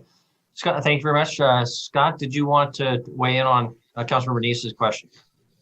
Yes, thank you, Mayor and Council. Just to clarify, the Divide Bar does not have gaming in the facility. There are no machines or casinos. The closest gaming license is actually the Sapphire Lounge, which is in the far southeast corner of that Montana Sapphire development. Measuring that distance off, it's 565 feet from the door of the Sapphire Lounge to the property line of this parcel. So it does meet the setback requirements that Nicole had referenced, and we weren't creating an issue with the new zoning by doing multifamily or residential development on this parcel. So that I wanted to make sure that we clarified that. Outside of that, this application is really pretty straightforward. We did not come in with a multifamily request because we're trying to match the existing zoning in the area. If we came in with an RMFR, residential multifamily restricted, like we would typically do for a development like this, you would have a RMFR smack in the middle of a bunch of commercial that in my opinion then could be considered spot zoning, which we try not to do. So we tried to use a zoning that was like the neighborhood to avoid that. I know in these instances we've had these conversations in the past. We don't talk about what the end use is, so that is what it is. The reason that we came with a highway commercial was to try to match and better fit what was adjacent and within the area without creating what we would have considered spot zoning with an RMFR directly in the middle. Okay, thank you very much. Further questions for staff or developers agent, Councilmember Purington. Thank you. Roy, this was my concern too that I addressed earlier with this. And Nicole, thank you for your responses to all of the different questions I had. But with it being highway commercial, I mean, almost anything could go in there. But yet, I think you related, Nicole, in one of your maps where you showed, was it just 2 properties out of all of that that is highway commercial? No, I think it's 5. There's 5 parcels. Because I thought it was just the 2. No, it's 5. Because I know the West End Task Force is just really adamant about building more bars, casinos out on the West End. And, you know, and I get that and I understand it. And so, Scott, I think that's my biggest issue is with highway commercial. And it sounds like, you know, you're marketing the land for any sort of multi-use, whether it was for apartments or for, I guess, anything, you know, I don't know, some sort of commercial businesses that could be put on that land. So that's my issue with this. And I'm having a hard time just saying, yeah, go ahead and just put another highway commercial in there. And I don't know about spot zoning. I don't know about that. So for me to, you know, say anything about it, I can't address it. But my concern is highway commercial going in that particular area. Okay, thank you. Before we recognize Councilmember Brown, Nicole, could you just clarify the existing entryway light industrial, does that not allow bars and casinos? Oh. But it doesn't allow. The entryway zoning has lists of uses as opposed to having in part as part of our normal chart of uses for zoning districts. One of the uses is allowed to have alcohol service with the restaurant. So technically, under the way the code is written right now, the entryway zoning does not allow specifically a casino or gaming uses. It also doesn't allow a bar that doesn't have a restaurant, if you're going to strictly interpret those lists of uses. The highway commercial zone, of course, has the special review allowance for on-premise service of alcohol with or without gaming. And so it's a little wider open for those 2 particular uses. Now, of course, the entryway light industrial zone is targeted towards the larger format uses that also could serve the traveling public, and particularly where they are close to interchanges on the interstate. So big postal facilities, warehouses, for FedEx, really large facilities. That's the basis for the entryway light industrial. Entryway light industrial does not allow residential uses. In fact, there's only one entryway zone district that allows residential uses by right, and that's the entryway mixed use. And you have to have some other uses in with the residential uses. So the highway commercial zoning is more liberal in some respects and more restrictive in others. Okay, thank you very much. Councilmember Brown, you had a question. Yeah, thank you, Mayor. Nicole, I think you hit on it in your explanation right there, but they can't put a bar, casino, or anything else in there without a review anyway, without a special review. And then they're held to the restrictions of the neighboring properties, which many of them are multi-dwelling apartment complexes, so they probably wouldn't be able to do much in the way of alcoholic beverages to any extent there anyway, correct? Well, we don't have a current separation distance to residential areas. We have separations to parks, schools, and churches. There is a church in the multi-tenant building that has frontage on King Avenue West, which is right next door to the Tinseltown Casino. So I think the church went in after the casino. And so that separation requirement was not didn't have to be waived when that casino was approved. But it would have to meet the current code requirements or get a waiver from the council. And so, yes, all of those restrictions and special review requirements still apply. Okay. Yeah, I guess my concern is I don't want to restrict zoning just because we don't ever want a bar there. You know, there are other things that can happen because bars aren't the only thing that are allowed there, and other, you know, good things would be prohibited by not letting, you know, these zoning things pass through like this. So I get the bars. I agree with the West End Task Force, all those things. But I'm real hesitant of restricting things just based on that.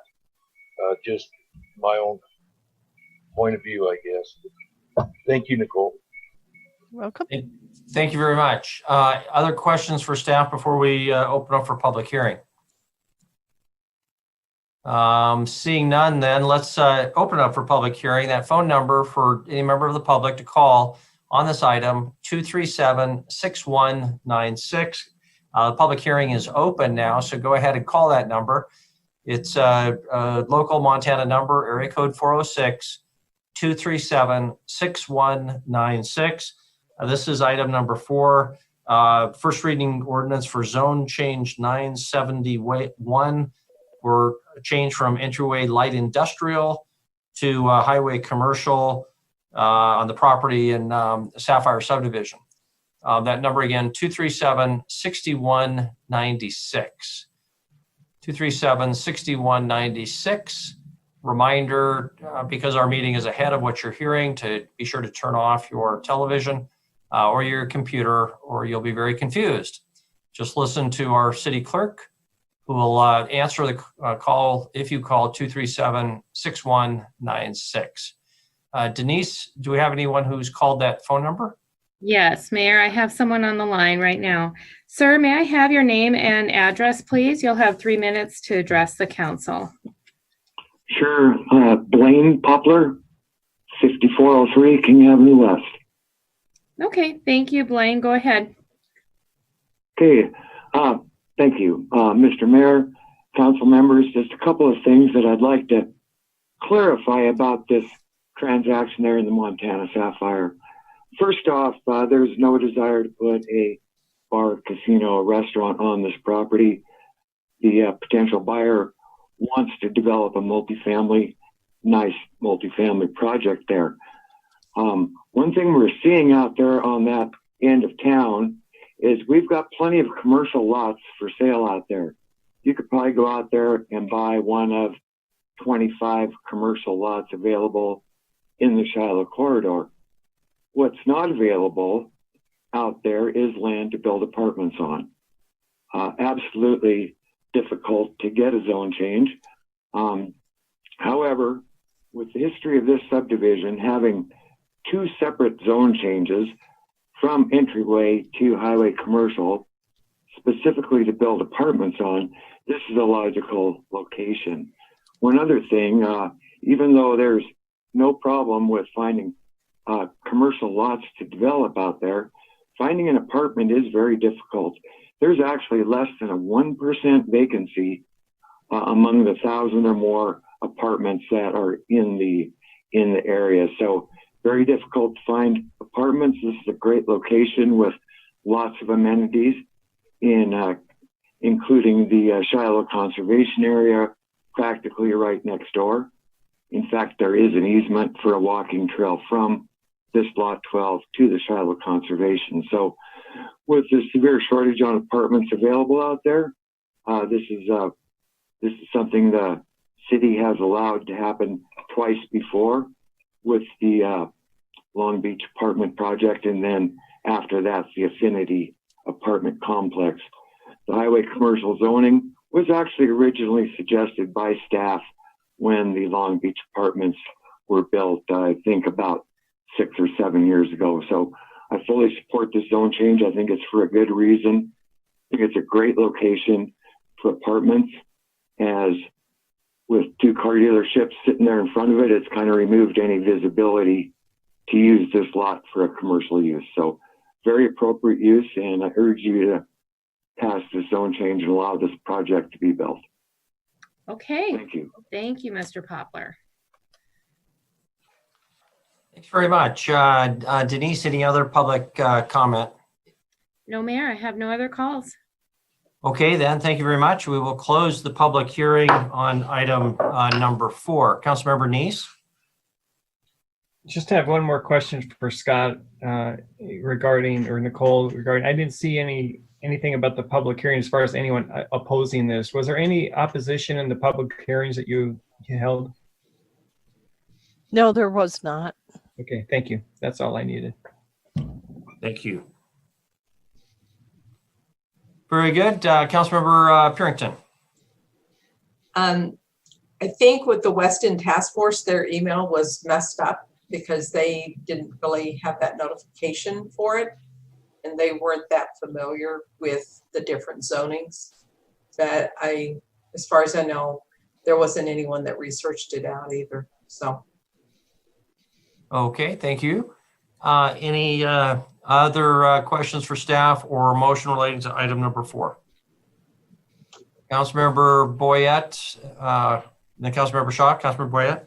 I move to approve zone change 978 and adopt the findings of the 10 criteria as recommended by the zoning commission.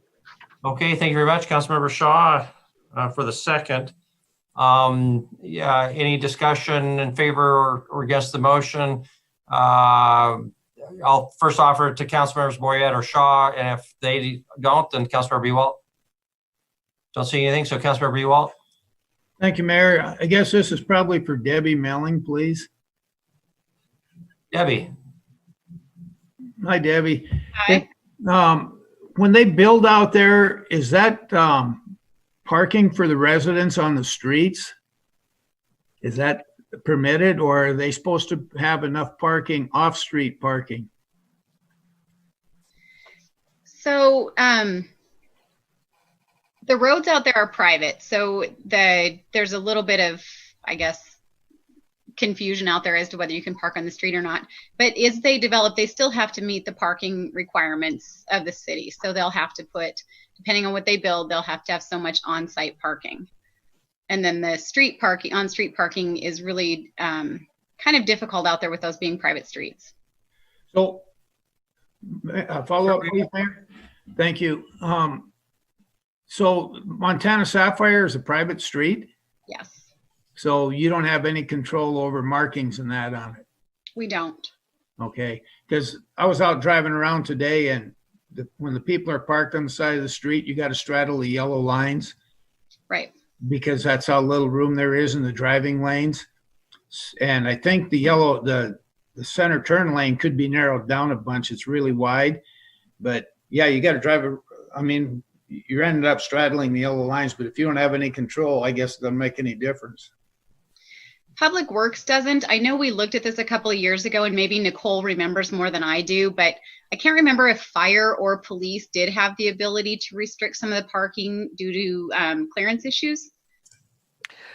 No, they wouldn't. However, if one of the property owners calls us about a parking issue on their private streets, then we can go in and help them out with that. So if there's, an abandoned vehicle or something like that, and they call us, a property owner calls us, we can go in and then help out with that. But I agree, the center turn lane is overly wide. It was set up for an industrial park, basically, which it really isn't anymore. So a question for Debbie. I guess it's Cary Lane, which forms the east and northeast boundary of this property. It's adjacent to the west side of Jimmy John's, for example. The delivery vehicles at Jimmy John park on Cary Lane, and then I think many of us who've traveled that find that you are driving right down the middle of the road in that center turn lane. it doesn't make a lot of sense, but that's also privately owned, same situation. Yep. I'm pulling it up really quickly, but I don't believe there are any public streets. It's bordered by Shiloh and then King, and then everything within there is private. Okay. Thank you for that clarification. So we have a motion for approval consistent with the staff recommendation, including adoption of the 10 zoning review criteria. Other discussion, favor or against the motion? Councilmember Brown? I would just make a comment that I think we're going to see more and more of this as, you know, the reservoir starts moving forward and that starts to develop out. You know, it's not shoreside, but you know, it's out there. It's going to be a desirable area. So I think it's a good idea to kind of get this figured out as that kind of develops out. Just a comment. I certainly support this one. Thank you very much, Councilmember Tricky. Would just echo Councilmember Brown's comment. As I look at this and a number of other things, and actually the previous one, what keeps going on over and over in my head is that we do not have neighborhood plans for how these areas, we would like to see these areas developed, and are totally at the whim of whoever walks up to the front door with the sizable truck. And that makes me nervous for long-term development. Thank you. My other commentary is I wish we had an underpass to get all of these residential apartment dwellers underneath the Shiloh to Shiloh crossing safely. The roundabouts really are great for vehicles. They're not very good for pedestrians, and that's just a unfortunate reality. Unlike farther north on Shiloh, where the Yagans paid for that underpass. It would have been great to have that down around Sapphire also. Any other discussion on the motion before we put it to a vote? If not, we will proceed to a vote. The motion again is in favor, consistent with the staff recommendation, including adoption of the 10 zoning criteria. Motion made by Councilmember Boyette, seconded by Councilmember Shaw. All in favor of the motion, please raise your hand. Voting in favor are all council members. The motion passes unanimously. Thank you very much. Bring us into item number 5. Denise, would you read item number 5? Yes. Well, let me ask, I apologize. So I'm going to look to council. It's 7:23. After item number 5, we have item number 6. What's your pleasure? Would you like to take a brief break now or power through? I'm seeing some break. Okay. All right. We'll take a break and we will reconvene at 7:30. See you at 7:30.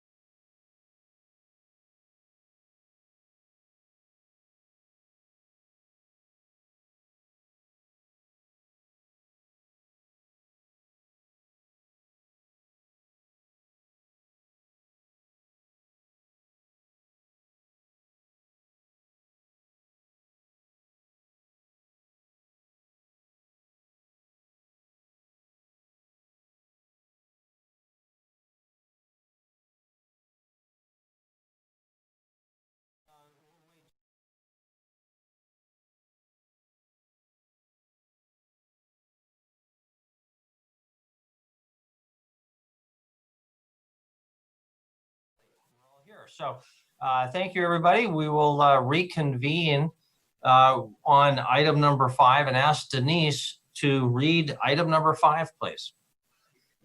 Public hearing and first reading ordinance for zone change 979, a zone change from R70R, a single family only zone district, to R50 to allow the development of 2 family dwellings on a 2.4 acre parcel of land described as lots 17 through 25, block 31 of High Sierra subdivision, 16th filing. Gary Owen, owner. Sanderson Stewart is the agent, and the Zoning Commission recommends approval and adoption of the 10 criteria. Action this evening is approval or disapproval of the Zoning Commission recommendation. Thank you very much. Nicole Cromwell, long time no see. Okay. Approximately 6 minutes. So I'm going to share my screen.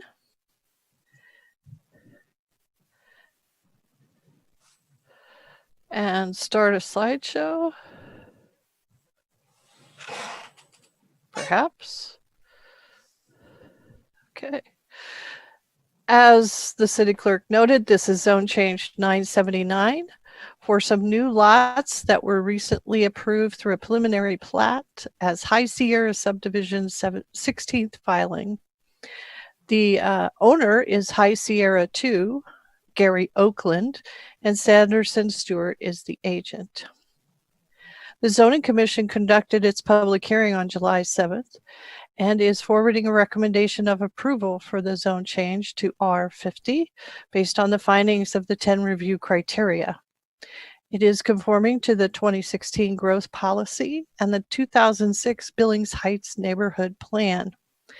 The existing zoning restricts development to single-family only detached housing on lots of at least 7,000 square feet. The proposed zoning will allow a 2-family townhome on lots of at least 8,000 square feet, and the increase from allowed units to the proposed units is just 4 additional units on the 9 lots as currently platted. There were letters of opposition received by the Zoning Commission from Susan Pogue, Ed and Crystal Hellier, and Lauren and Barb Schulten.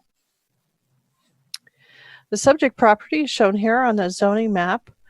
The current zoning is shown as residential 7,000 restricted. That was a zone district that the City Council created, I believe in 2004, for Dover Ranch and some other large parcels that were annexing to the city to make to restrict the use to single family only, but allow smaller lots than 9,600 square feet. So we created the R7R district as well as the R60R district. There's a little bit of R60R up here on Cherry Hills Road and Clubhouse Way. There's R5000 zoning to the north and east up here on the north end of Glen Eagles Boulevard. And those are 2-family townhomes that were developed there. The 3 parcels, large parcels south of the subject property are zoned public and R96. And all 3 parcels are owned by School District 2. It's likely these will be developed for a school in the future. There's residential 9,600 zoning to the south and east, as well as some residential multifamily in Lake Hills. There's some R6000 in Lake Hills, and of course the large public golf course. Matador Avenue was originally platted to be a straight east-west connection to Morocco Drive. The replatting of the property is allowing Matador to take off to the north, to the north and east. And this street will be Mission Oaks Drive here that will connect to the north-south streets. As you can see, development, and this is a recent aerial of the property. Development of lots is significant distance away from the proposed rezoning lot. 600 to 800 feet in some cases. Here's the exhibit that the developer proposed at the pre-application neighborhood meeting that was held. So it shows these lots here that would be rezoned, just this group of lots across the street from the school district property, and then the single family lots on El Camino and Morocco Drive. This is all 3 filings of the next series of High Sierra subdivision. So this is 16th, this is 14th, and this is 15th here. So all 3 of these were filed at the same time for preliminary plat approval, which the City Council approved in March of this year. There will be a park dedication as part of these 3 plats, and it will be all together, and it's shown here. The dedication satisfies all parkland for these 3 filings. This is looking from the dead end of Matador Avenue to the east. So the subject property is right about here. It's hard to tell from this vantage point since there were, this is rough cut in road at this point. So the subject property is out here. And using the zoom on the camera, you can get close to where it will be. And then the fields between the 2 developments of High Sierra and Lake Hills. Again, here is the zoning map, and I'd be happy to take any of your questions. Okay, thank you very much, Nicole. Questions for Nicole? Councilmember Shaw? Thank you. So on first reading of this, having more townhomes seems like a great idea. Would you, Nicole, just kind of summarize for us what the letters of opposition, what were the points that they really were bothered by? I think that there was some concern about the lot sizes and about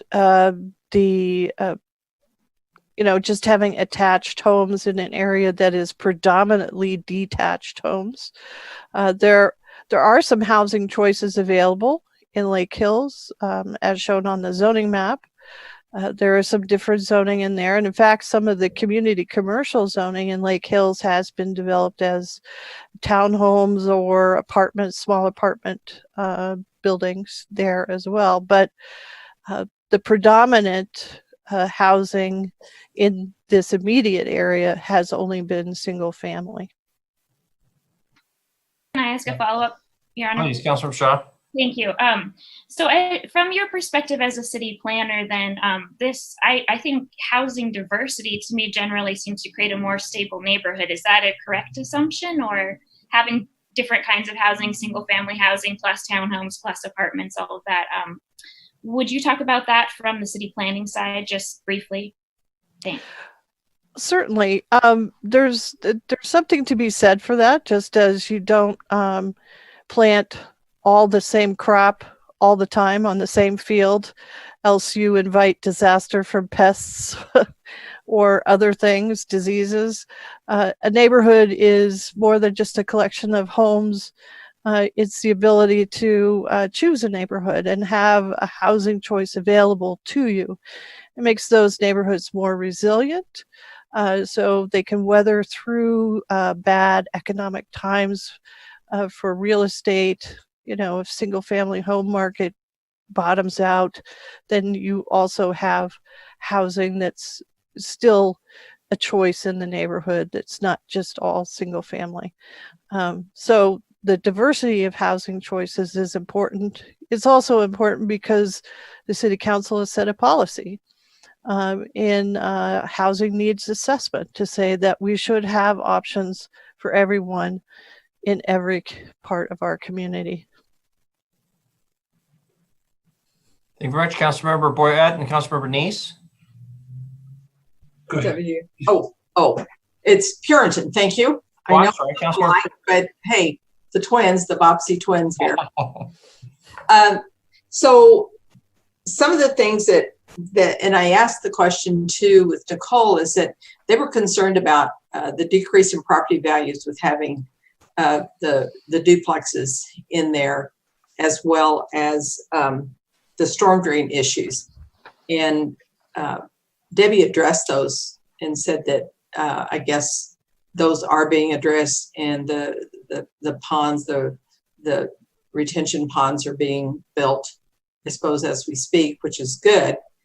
The question that I had with regard to that neighborhood is that park development. And that was, Nicole, I apologize that I didn't really come back with for a more complete answer. So this park area has been set aside for a park. And then will that community, will they be the ones that would develop that as a neighborhood park and they would operate it and maintain it? Or would that be fall back on the city to maintain that park once it's established? Well, from what I understand, is that the park dedication is required by subdivision rules, or a cash in lieu payment can be accepted. But this is a neighborhood park that Parks has accepted as a dedication. Nothing in the subdivision law requires a developer to fund or develop a master plan for a park. So it would be a future master plan that the Parks Division would have to take on in order to develop that park, just like any park that's dedicated in any subdivision. So that is the requirement, and I'm sure Mr. Leap, who is on the call here, who represents Oakland Companies, has some additional information he could give you on the park. Thank you. Why don't we look to Mr. Leap for that? Mr. Leap, welcome to our meeting, and would you like to weigh in on that, the park development? Yes, good evening, Mayor Cole and council members. During our subdivision process and preliminary plat approval, we have agreed to contribute that property in excess of our requirement at this point to the city of Billings for a city park, a neighborhood park. At this point, we have no plans to develop that park at this point. It would be a city of Billings decision. Yeah, these are going to have 3-car. Okay, thank you very much. You've heard from the developer, Councilmember Neese. Thank you, Mayor. Nicole, I think if I read this correctly, they're going to be townhomes, 3-car garages. They're going to be townhomes similar to what was, and I don't recall where you showed it on the map there, but just kind of to the east, I think, east and south a little bit. But they're going to have 3-car garages instead of 2-car garages, which I think those townhomes have currently. Yeah, up there on Cherry Hills Road. Right. Yeah, and I don't live too far. I live just over the hill from there, and so I've ridden my bike out there and watched those develop. And they look like pretty nice homes. And so what I guess the question is, I know in zoning we can't expect them to actually do what they say. But they're indicating a 3-car garage. Is that 3-car per unit, or is that 3-car for the 2 units? How's that? It would be 3 for each unit. So apparently there's a market demand for that. So these are gonna be a little higher end townhomes than the typical townhomes that you would see like over there on Cherry Hills. Well, just a little bit. I mean, Trent Parks, who is the proposed builder for these townhomes, could probably give you more information on the marketing. But I believe at the Zoning Commission, we heard 270 to 280 per unit for these proposed townhomes. Wasn't there a variance or something like that was requested and given based on that 3-car requirement? Okay. Yep. Thank you. And a covered patio. Don't forget that. It counts as lot coverage. Yeah. Thank you. So just to answer your question, 8 of the 9 lots are wide enough to feature a triple car garage for each home. Our home prices on Cherry Hills for our single level 2-car garage plans are now at about $250,000, just to kind of give you an idea of value. And our triple car garage plan, we plan to sell for $280,000 to $285,000. Okay, and just quick follow-up, Mayor. Go ahead. So the same developer who did the Cherry Creek Hills is actually developing this plot of land? Yes, Mr. Parks is. That's all right, thanks. I did build all the homes that are on the 4th phase of Glen Eagles. Thank you. Okay, thank you very much. Other questions for staff or developer? Or developer's representative? Councilmember Ewald? Thank you, Mayor. I've got just a couple questions. We kind of, Councilmember Purington kind of touched on the one. There is a water problem there when it rains heavily. So which direction, how are they going to solve runoff? And isn't it something in the code that you have to maintain a certain amount of water on your own property so it doesn't run into the street? So whoever can answer that question first, and then I'll have a follow-up, please. I think Mac Fogelsong can answer that question. He's with Sanderson Stewart. He's the engineer for the project. Mac, take it away. All right. Thank you, Mayor and Council. Mac Fogelsong with Sanderson Stewart, 1300 North Transtech Way. To answer Mr. Ewald's question,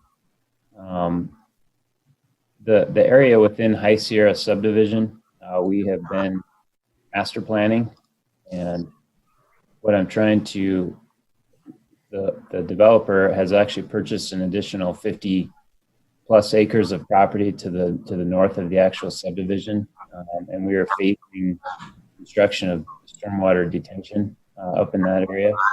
And so there's actually a ridge line that runs north of the school property. Everything south of that east-west street drains to the south. So any water that is associated with this project all drains north into the master planned area, which we're actually constructing the detention basins for that purpose. So no offsite discharge from this site anywhere else. So there wouldn't be any adjacent site impacts.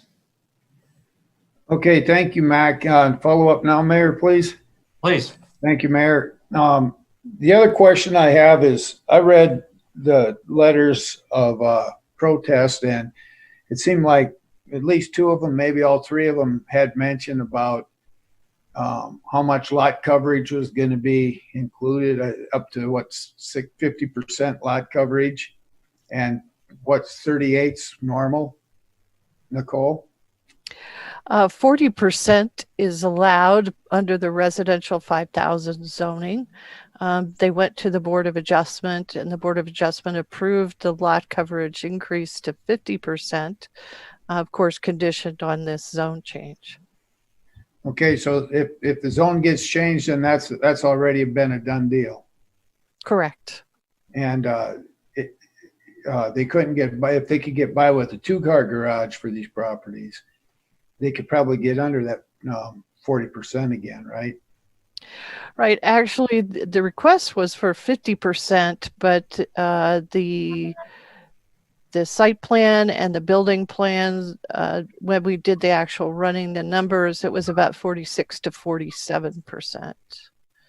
It's not an incredible amount of lot coverage for an urban development. Okay, that's what some of the people are complaining about, is the openness wouldn't be there. And so that was my other question. Thank you. Okay, thank you very much. Council Member Neese. Thank you, Mayor. Nicole, I'm looking at the plot map again with the zoning, and you got the school there, I think I guess it's to the west of that plot, and then you've got R9600. I'm all about trying to transition from one zone to the next. I don't see a problem with this zone change right across from the school, but you've got a couple of lots there that are going to be affected by it. pretty heavily. Have they looked at maybe the southern lots, 2 or 3 lots, whatever it may be, keeping that the R 7,000 and maybe annexing everything that's across the street from the public school? Would that still be feasible? Councilmember Neese, the application was for these specific lots. The idea of keeping the easterly few lots that are across the street from the undeveloped lots on Morocco Drive, and I can't remember the name of the other street. Hold on. The north-south street does not have a name yet, so I can't tell you. Probably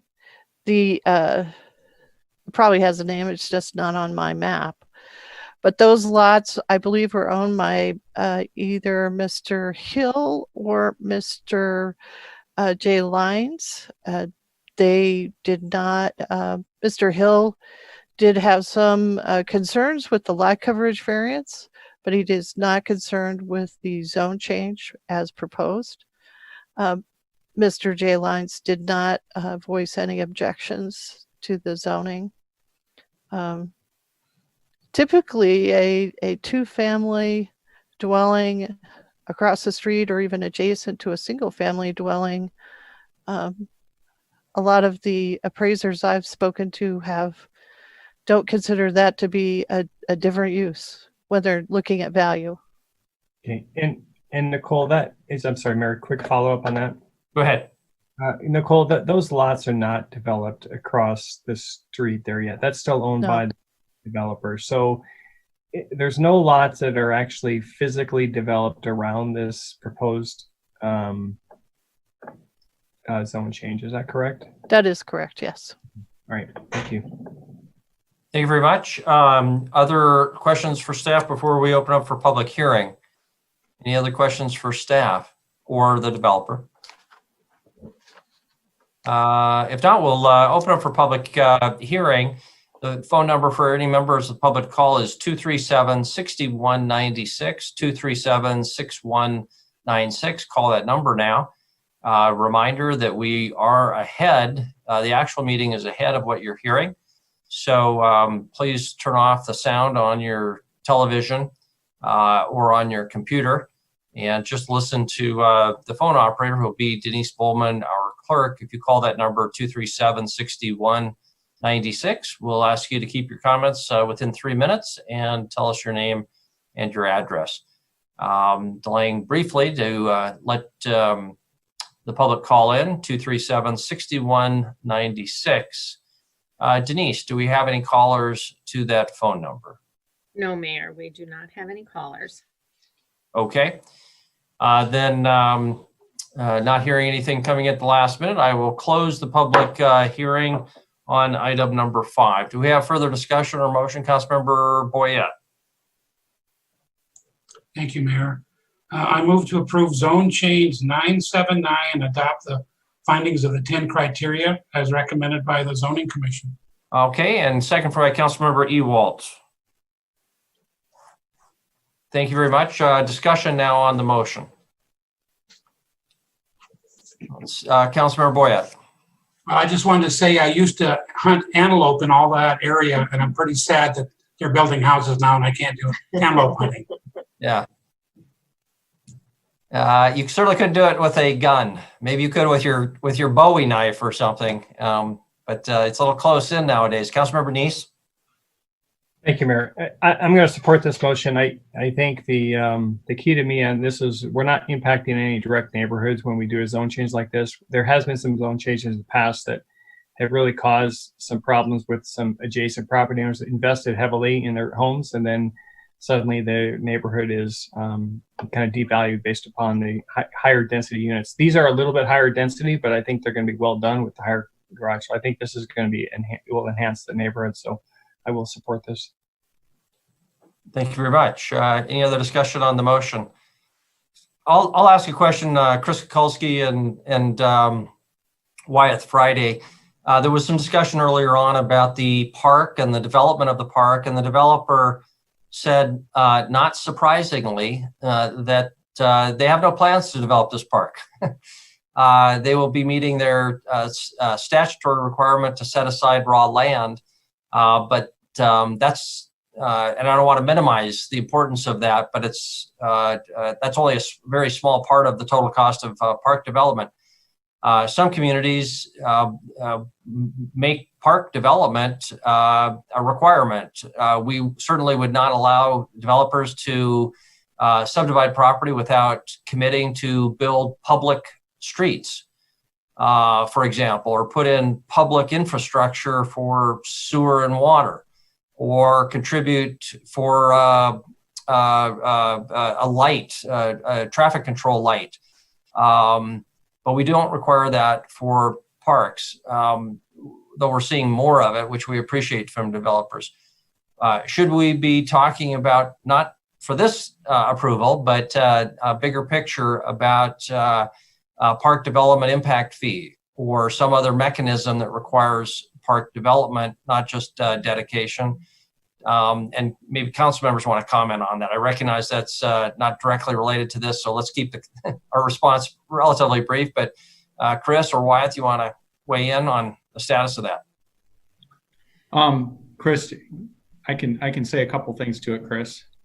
Thank you. You've got the history here, Wyatt, and then after you, I'll offer a brief comment and we can go from there. So Mayor and Council, yeah, and I'll try to be very brief since this is kind of another topic, but we have been looking and talking about this. The Parks Master Plan that was adopted by the city in the last couple of years talks about this issue. And we also, in our subdivision regulations, looking at changes and amendments to those, are also based on what came out of the Parks Master Plan recommendations, and also looking at other communities around the state. There are several others that do require some sort of minimal amount of park improvement, so that the parkland gets developed at least to the point where it has irrigation and turf and some things like that to start out with, depending on the status.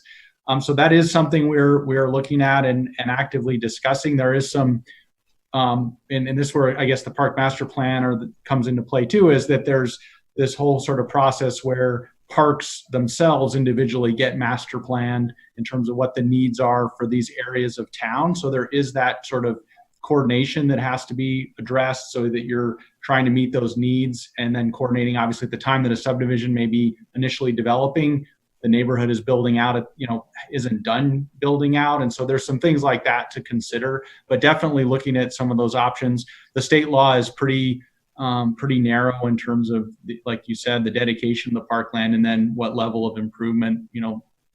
It's really up to the local communities to figure out how to approach that and make sure we don't run crossways with the state law. But anyway, that's what I can tell you, that there is discussion, and that Park Master Plan did discuss it as well. And simply, Mayor, all I would add, based on the time this evening, is kind of the obvious. Parks, as we understand it and see evidence of in our community, have a tremendous impact on property values, marketability, and kind of the livability of neighborhoods, commercial and residential. So I think striking the perfect balance of what needs to be developed at the time of development versus what's able to be developed as future phases come together is an important public policy, so that those investments are maximized.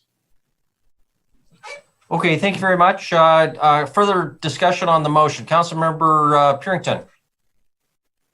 And I know that Copper Ridge, they've started their own park. I think it's just a neighborhood park that they're developing, they're fundraising for.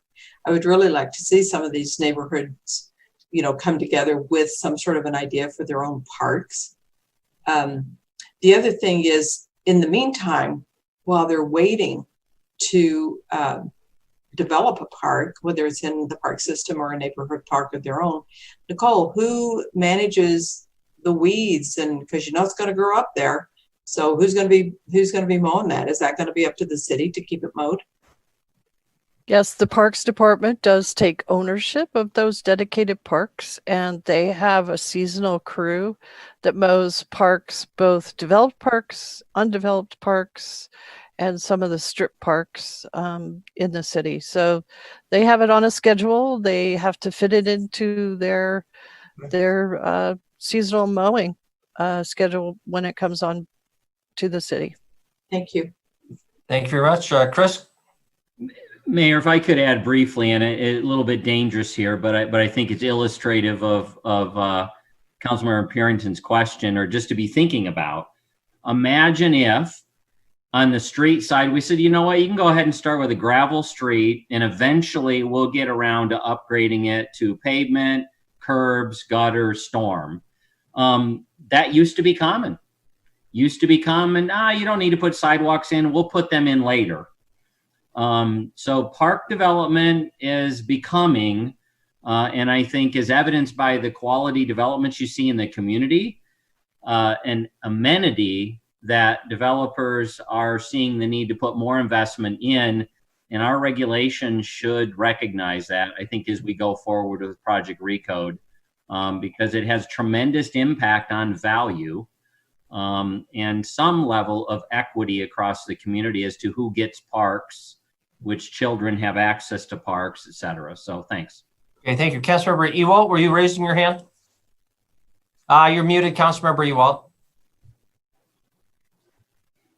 Point of order, can we take our vote? And then if you want to talk about this after the meeting's over, that's fine. Absolutely. And we will proceed to vote if there is any further discussion on the motion. Seeing none, the motion is for approval consistent with the staff recommendation and those zoning criteria.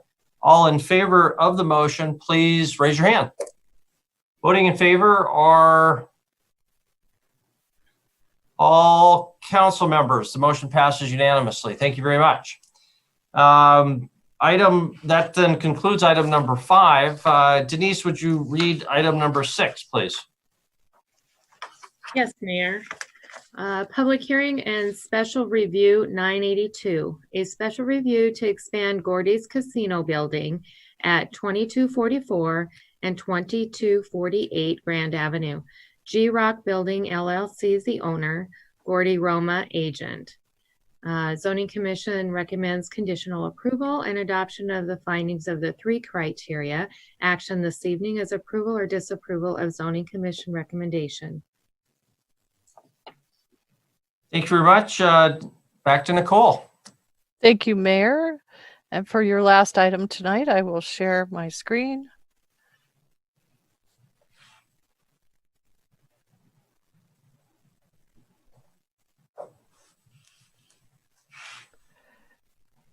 Okay.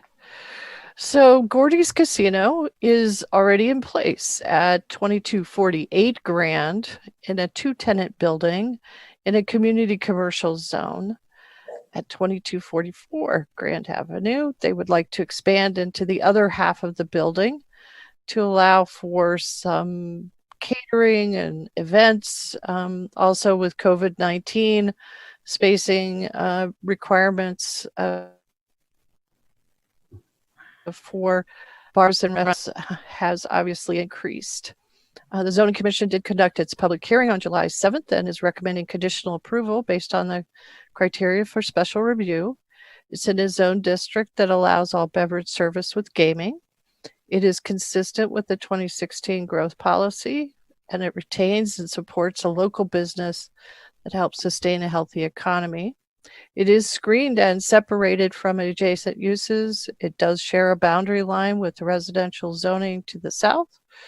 And the Zoning Commission is proposing to continue the previous conditions of approval with some additions and refreshes. There were no letters of objection received from surrounding property owners. There are 6 conditions of approval that are recommended. It's limited to the expansion into the existing interior space of the building of 2,160 square feet. That continuous maintenance of the buffer along the south property line is required, and that any plant material that dies has to be replaced appropriately. That there be no outdoor seating, music, or public announcement system. And then any new lighting in the parking lot will have full cutoff shields, and the proposed development will comply with all other city codes, and the limitations on expansion in 27.613 apply. So the proposed addition is the part of the building that's closest to Grand Avenue. Gordy's Casino sits back here in the south half of the building. This is the subject property. You can see this zoning is community commercial along Grand, neighborhood commercial on the north with community commercial, and also one last lot zoned residential 7,000. There is residential 6,000 zoning to the south, but as I stated, the lot has a well-developed vegetated buffer. The parking for Gordy's Casino, this property includes this small parking area here on the east, as well as these two parking lots to the west. This is the subject property here at 2244, and then Gordy's is already existing inside this building. This is the subject property from Grand Avenue looking to the south. And their sign, and the speed limit sign, and the next door neighbor sign. Then looking to the west along Grand Avenue, we have Exotic Pets. This is a multi-tenant building here, and the intersection of 24th and Grand. North across the street, you can see the remaining residents there. I believe this is a chiropractor's office. To the north and east is the Girl Scouts building. And then if you step back a little bit, you can see eastbound on Grand Avenue. And then this is the buffer along the back of the property. Again, here is the site plan, and I'd be happy to take any of your questions. Thank you very much, Nicole. Questions for Nicole or other staff? Councilmember Boyette? Thank you, Mayor. Nicole, they would still continue their current license with the state, the same number of machines. They wouldn't be able to add any more machines, correct? That's correct. The license would be allowed to expand into that additional building area, but it's not an additional license. Good. Thank you. Other questions for Nicole? Councilmember Brown? Nicole, I've often wondered, does Gordy's have parking on both sides of their building? They do. Parking spots along their building between Steve's Hot Dogs and them? Is that their parking, or is that part of the old Kentucky Fried Chicken? No, that's part of their parking. It's within, I think there's a shared agreement with Steve's next door so that people can cross park if they need to. I just wondered, because that gets packed in there pretty good sometimes. Yeah. Okay, Councilmember Ronning? Thank you. Nicole, forgive me, I'm not remembering the exact language. In one of the criteria where it is something to the nature of a business fits the criteria of being a good business for the local economy. I can't remember the exact language. Can you tell me what that is again? Sure. It's one of the growth guidelines that the city adopted as part of the growth policy in 2016.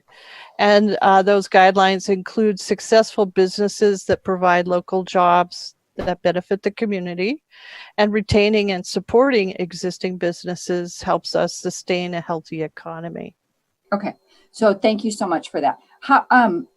So when the zoning commission is looking at that and they are looking at businesses like a casino. So when I'm reading the recommendation and the staff memo that came in, and the police give, and I see this type of statement in the memo that is given to city council, where it says police reports for this general area 1/4 mile radius of 2244 Grand for the last 6 months indicate 139 reported incidents, including 5 DUI, 5 assaults, 3 burglaries, and 22 larcenies.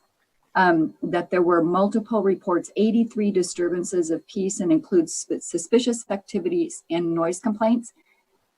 How is that taken into consideration when the zoning commission looks at the types of businesses that are in that area that they say, okay, yeah, we think that is good for the local economy? How do they compare that information to what the standard is?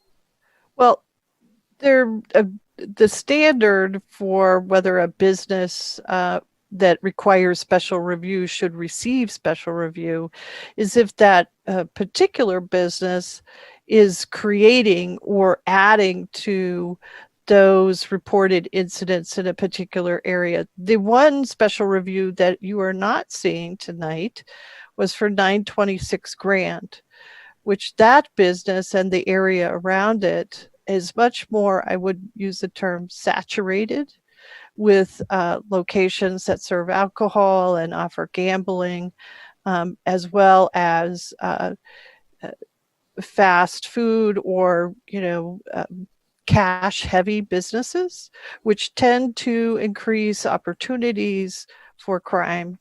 This is a much more healthy mix of different kinds of businesses, not all one kind of business that tends to have those higher incidents of crime. So, for example, convenience stores or liquor stores, or even or places that have a lot of cash, do a lot of cash transactions, tend to have those higher incident responses. So when looking at this, we say, okay, this is a high traffic commercial corridor. You're going to have a lot of incident reports anyway. Is this place contributing to that in a negative way, or is it kind of neutral? And their determination was that it was not a significant contributor, and there weren't a lot of reported incidents at this location. So okay, thank you. Okay, I would imagine a casino to be a heavy cash establishment. They do, but if you have one in a quarter-mile radius instead of 6 or 10, yeah, it's a little different. Yeah. Thank you, Nicole. Thank you very much. Other questions for Nicole? Before we move to a public hearing, members of the public should be prepared to call 237-6196 when we go to that public hearing. Other questions for Nicole? Councilmember Neese? Thank you, Mayor.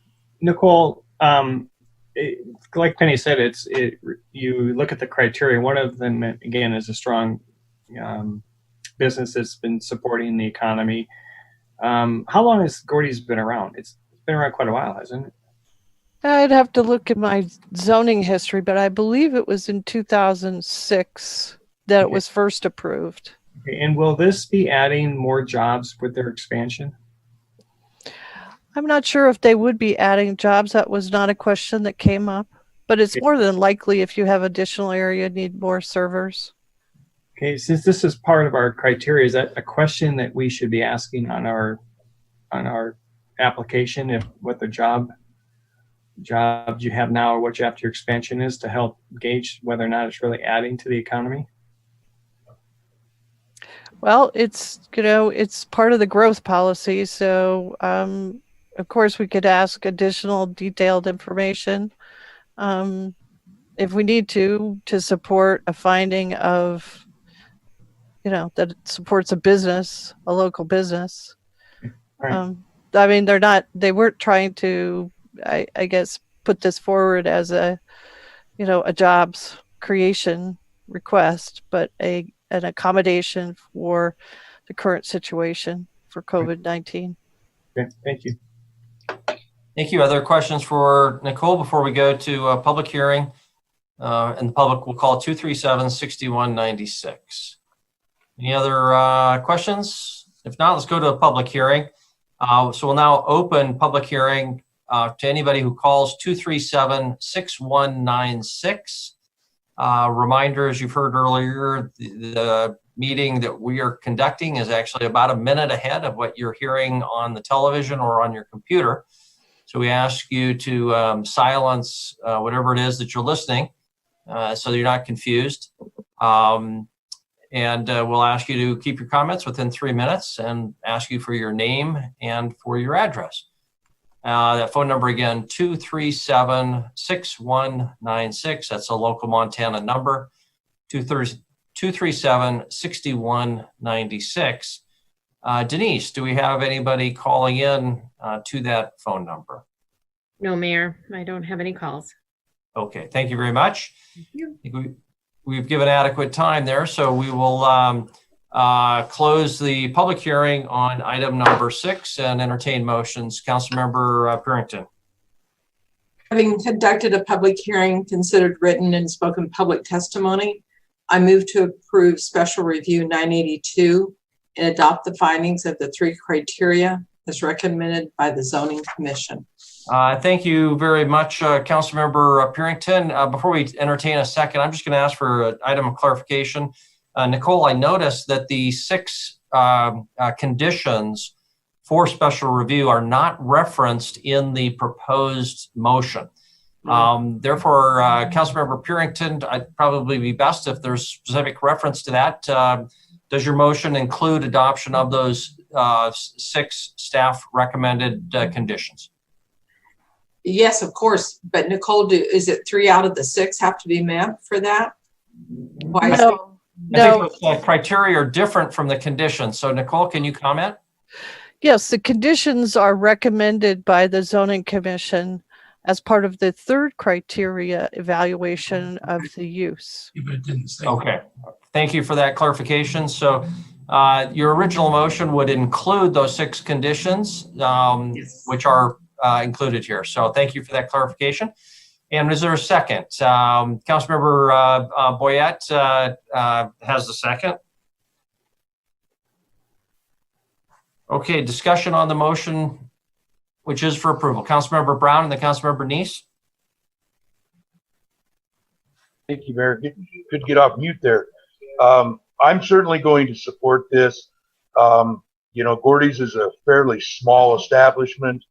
And when you start putting a 6-foot restriction on, you know, the folks that can get in there, by the time you're all done, you got 10 people in there. Pretty tough to keep the doors open. I don't know if that's their reasoning for doing this or not. But, you know, I will certainly support at this particular point just about any business that's trying everything they can to stay in business. So I don't think that they contribute in a large amount to any of the issues along, you know, Grand and 24th Street there. So, you know, I would certainly support this. Thank you. Thank you very much. Councilmember Neese. Thank you. Nicole, just one quick question. When they expand to that new location, they're expanding the same building. If they later on, the COVID gets over, we get vaccines, and they shrink again, then if they go back to the original location, that doesn't stay with the building, it just stays with them, correct? No, actually it runs with the land. So once approved, even if they shrink or they go away, somebody else could come in and take an advantage of those conditioned approvals for that use.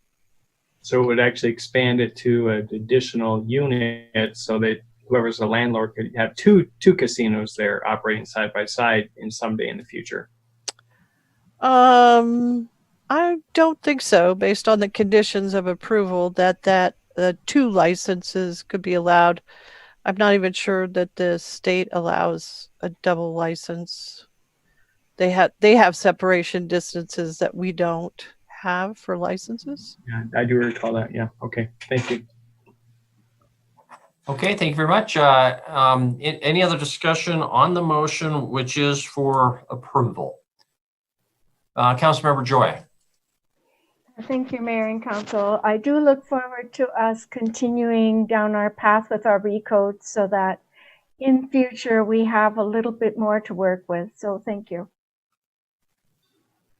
Okay, thank you. Other discussion on the motion? Is there any other discussion on the motion before we go to a vote? Seeing none, then all in favor of the motion, which is for approval, please raise your hand. Voting in favor are all members of the City Council. Motion passes unanimously. Thank you very much. That concludes our regular agenda and brings us to public comment on non-agenda items. So members of the public can call that number 237-6196. Now, if you'd like to comment on any item that is not on your agenda or on our agenda tonight, you'll have again 3 minutes. We'll just ask you to state your name and address. That number again, 237-6196. Final reminder to please mute or turn off the sound on your computer or the television, because our meeting is about a minute ahead of what you're hearing and you will be confused. So that number again, 237-6196 to comment on any item that was not on our agenda for this evening. Denise, do we have anyone who is called 237-6196? No, Mayor, I have no calls. Okay. I think we've probably given adequate time, so we will close the public comment period on non-agenda items and ask whether there are any council initiatives before we adjourn. Seeing none, good night, everyone. We'll see you in a week.